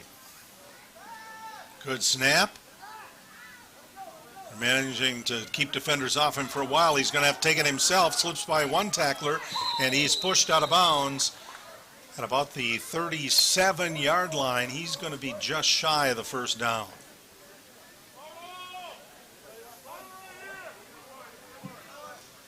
Husky on the scramble. Picks up 10 yards. 1st down, Phoenix.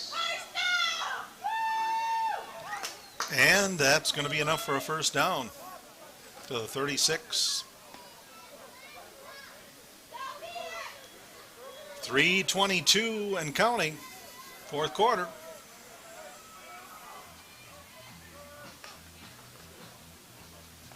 Hughesby hands it off to Lamar Graves. Graves will go off left tackle to the 35, picks up long one.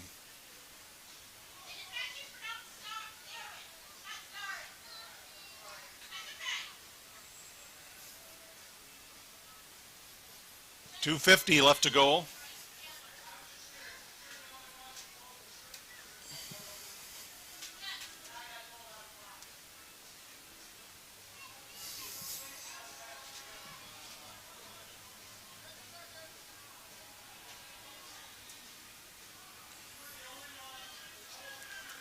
Second and 9, long snap to Hughesby. He's going to throw it off to the far sidelines and knocked it away. Knocking it away is Zach Bunders for the Warriors. That ball was intended for Bird down on the far sidelines. 2:23 left to go. Next week, Phoenix hosts the Wisconsin Vipers. The Wisconsin Ravens from here at Carson Park. 1:30 for the pregame. Phoenix rising, 2 o'clock for the kickoff. Coming off to the side now, Dominic Wood. Wide out, far side is Bird. Zarin near side. Hughesby with Graves off to his right side. Hughesby throwing one in and out of the grasp of Demetrius Bennett at the 30.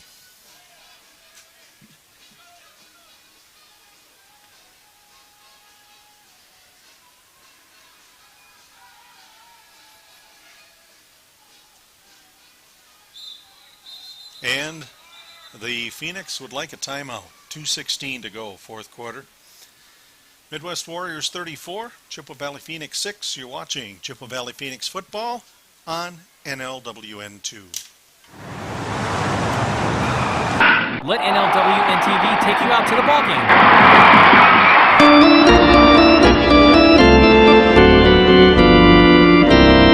Our next game will be on Sunday, June 16th as the Cavaliers take on the new Richmond Millers on Roadside Ice Cream and Diner along with Good News Jail Ministry Day from Carson Park. Coverage begins with the In the Dugout show at 12:30 p.m. followed by live play-by-play action. That's Eau Claire Cavalier Baseball on NLWN TV on Sunday, June 16th. There is a road laid out for me. First night here, but Amy seems cool. Leading down to the river. I am blind, but I need not see. What do you think? I know this road is there for me. If I'm really free, take me down to the river and walk. Connor Hughesby, quarterback, and the Warriors in too early. Penalty on the play.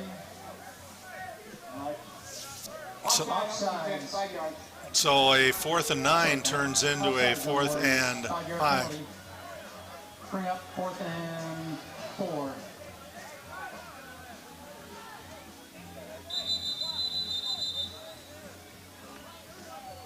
.216 left in the game.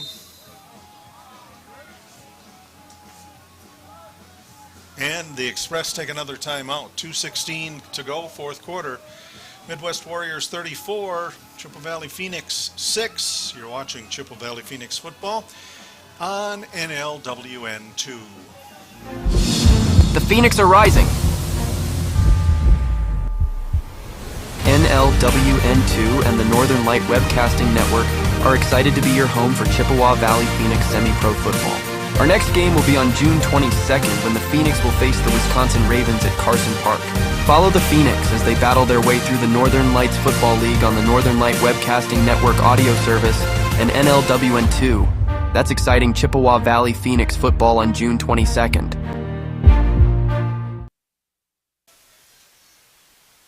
Welcome back to the Roost. Carson Park in Eau Claire. 2:16 to go, fourth quarter.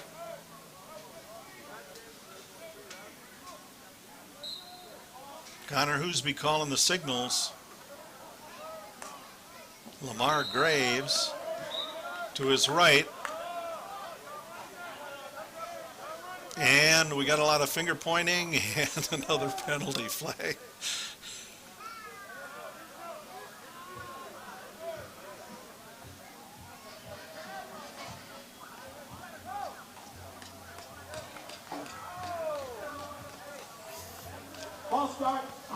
And that one's on the offense, so we're going right back to where we were before, 4th and 9.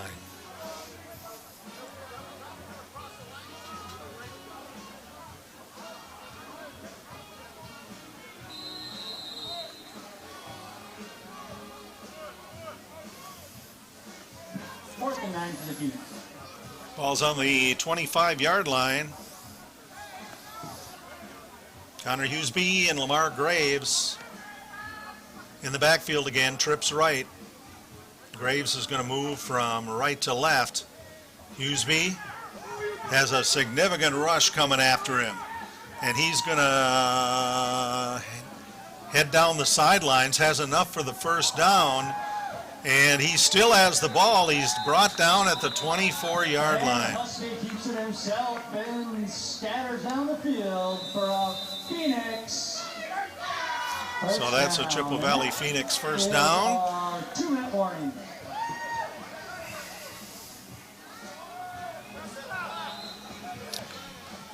And we'll have to reset the clock here because it's down to 2. Now it's at the 2-minute warning. 34-6. The Midwest Warriors lead the Chippewa Valley Phoenix. Phoenix driving. Timeout on the field. You're watching Chippewa Valley Phoenix football on NLWN 2. Soar like the Phoenix. Whether it's t-shirts, sweatshirts, headgear, accessories, or much more, you can find it at the Phoenix team store. Just go to www.tvivmn.chipley.com and you'll find all the latest in Chippewa Valley Phoenix apparel.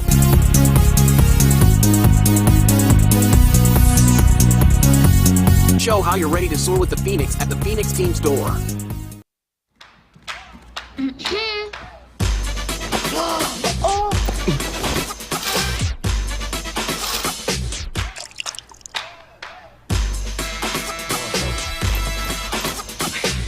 You're not going to get it all right. Just make sure you nail the big stuff. Mama! Like making sure your kids are in the right seat for their age and size. Get it right at nhtsa.gov/the-right-seat. Welcome back to the Roost. 1st and 10 for the Phoenix on the 24-yard line of the Warriors. Coming out of the 2-minute warning.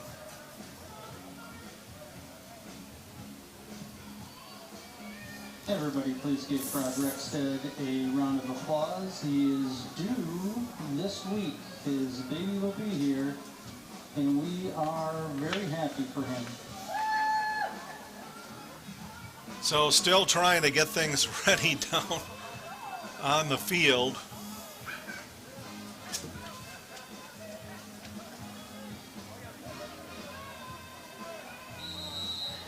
And Phoenix set him down. Connor Hughesby calling out the signals. Lamar Graves to his right. Hughesby looking to throw for the corner of the end zone. Incomplete. And we're going to have a penalty flag thrown right there. We're going to have a pass interference called on the Midwest Warriors. And they don't like that very much.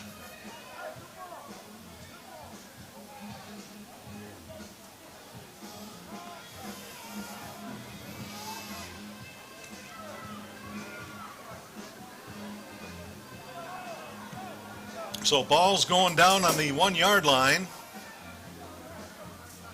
Be 1st and goal for the Phoenix from the 1.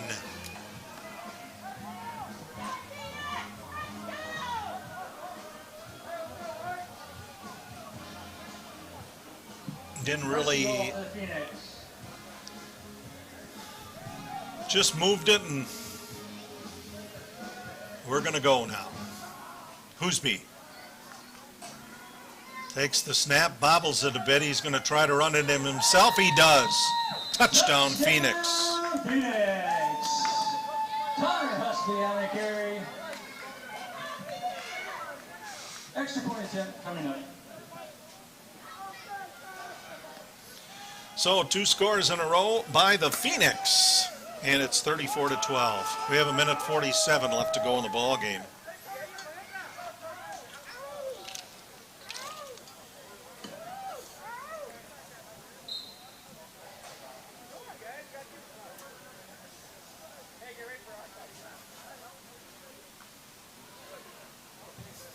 Phoenix talking about it in the huddle.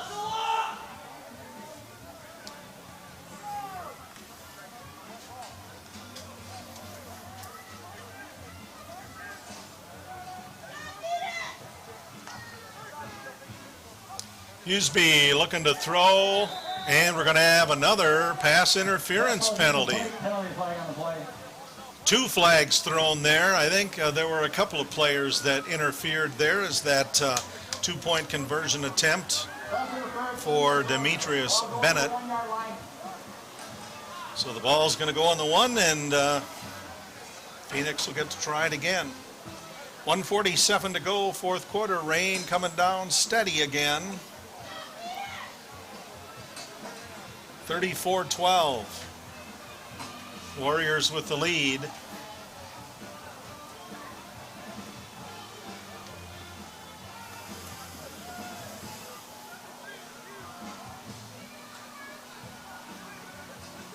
Busby takes the snap, going for right over the middle, and it's incomplete.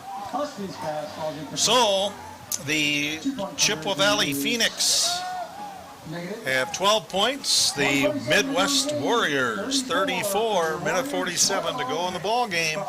You're watching Chippewa Valley Phoenix Football on NLWN 2.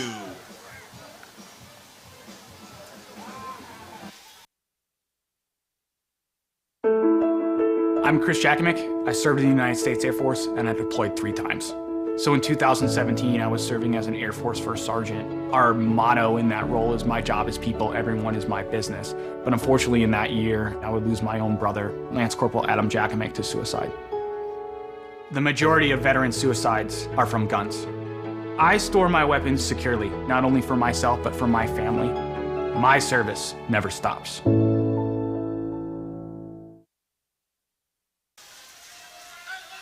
Join us tomorrow on NLWN TV as we bring you the Eau Claire Cavaliers hosting the New Richmond Millers right here from Carson Park. Coverage begins at 12:30 with the In the Dugout show, followed by live play-by-play action. First pitch scheduled for 1 p.m. That's tomorrow, Cavaliers and the New Richmond Millers on NLWN TV.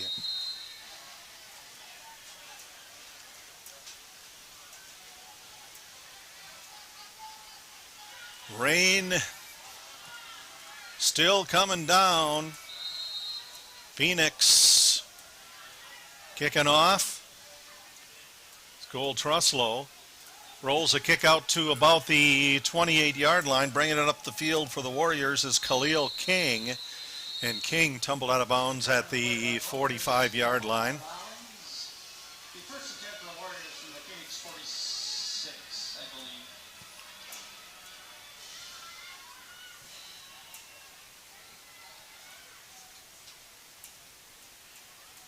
1:35 to go. They're setting the ball up for the Warriors on the 49.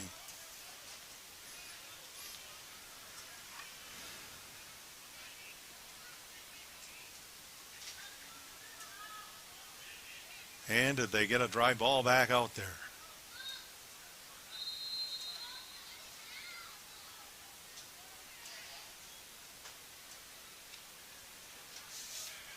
Yep. They're putting it down at the 49 of the Phoenix. 1:35 left to go.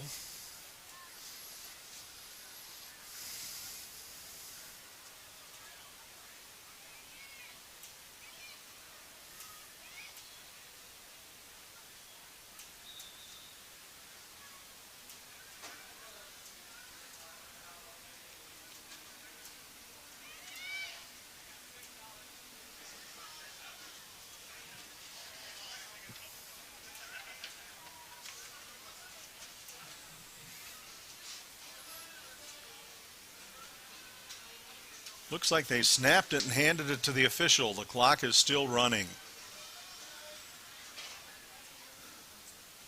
So I think we're going to have a couple of snaps here.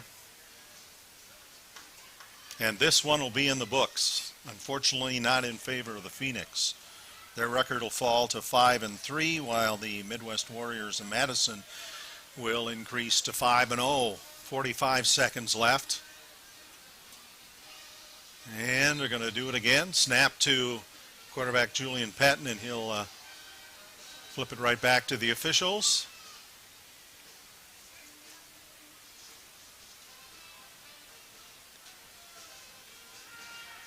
As the clock ticks down here, we would like to thank Both teams coming out to midfield. And today's final, the Midwest Warriors 34, the Chippewa Valley Phoenix 12. The Phoenix are now 5 wins and 3 losses on the season, while the Midwest Warriors undefeated in their 5 outings.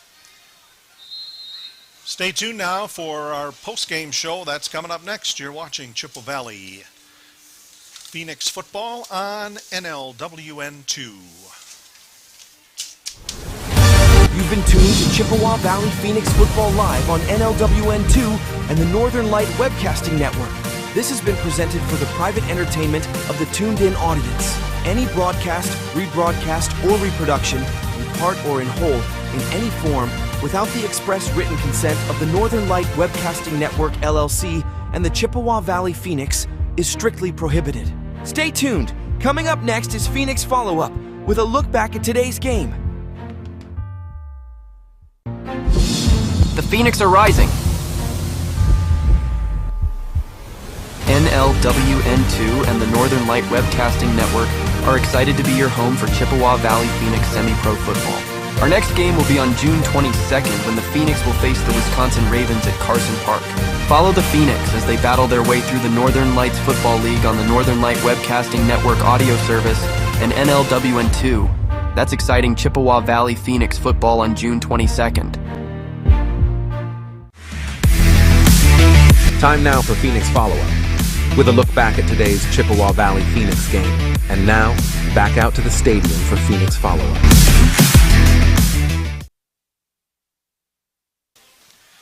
Welcome back to the Roost, Carson Park in Eau Claire. The final today, the Chippewa Valley Phoenix fall to the Midwest Warriors by a score of 34-12. It started out in the first quarter with a 50-yard touchdown pass from Julian Patton to Andrew King. The two-point conversion failed, and it was 6-0 at the end of the first. It was the Warriors again with 8 seconds to go in the second quarter. An 80-yard interception return by Zach Bunders. That was his first of 2. Well, actually at a punt return. The Patton to King pass was good for 2 points, and at halftime it was 14-6 Warriors. Third quarter, 1:50 to go, 12-yard touchdown pass from Patton to Tyshawn Mitchell. And Patton ran in for the 2-point conversion, and at the end of the third it was 22-0. Fourth quarter, 15 seconds in, Zach Bunders returned a Phoenix punt, 48 yards. The 2-point conversion failed, and with that, the score was 28-0. 9:20 left. Carrington Johnson recovered a fumble in the end zone for another touchdown by the Warriors. The 2-point conversion attempt failed.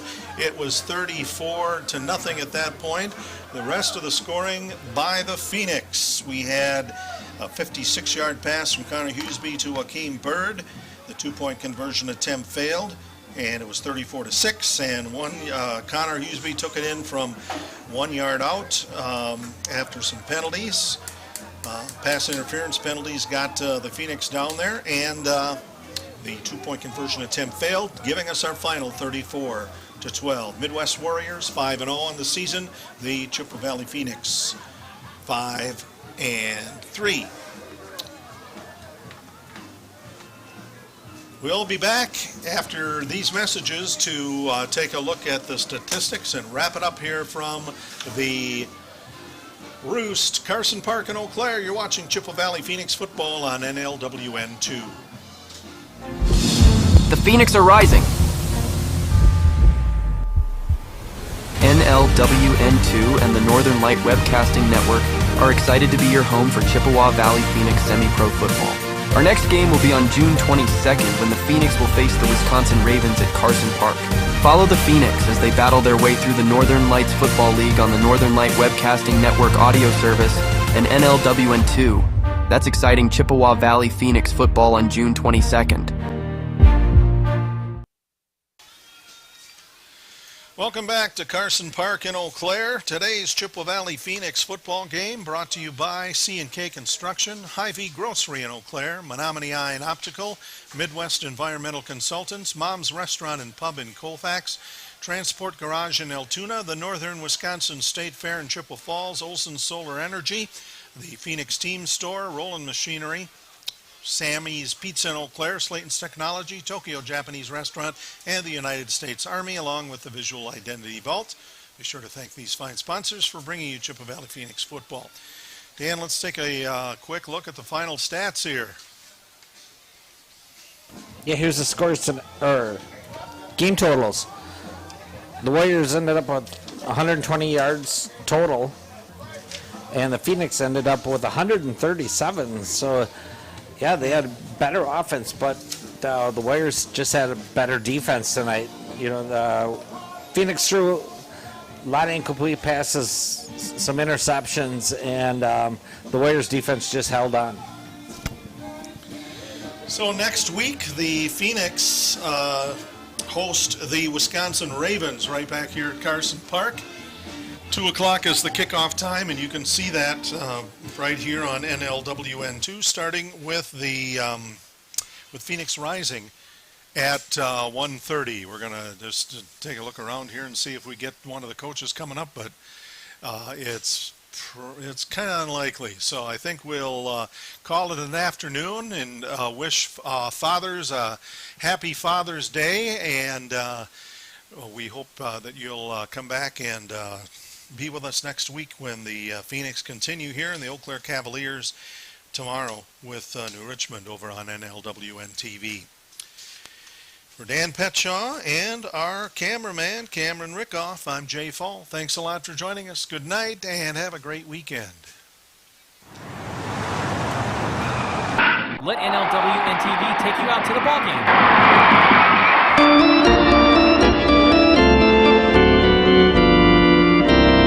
Our next game will be on Sunday, June 16th, as the Cavaliers take on the New Richmond Millers on Roadside Ice Cream and Diner, along with Good News Jail Ministry Day from Carson Park.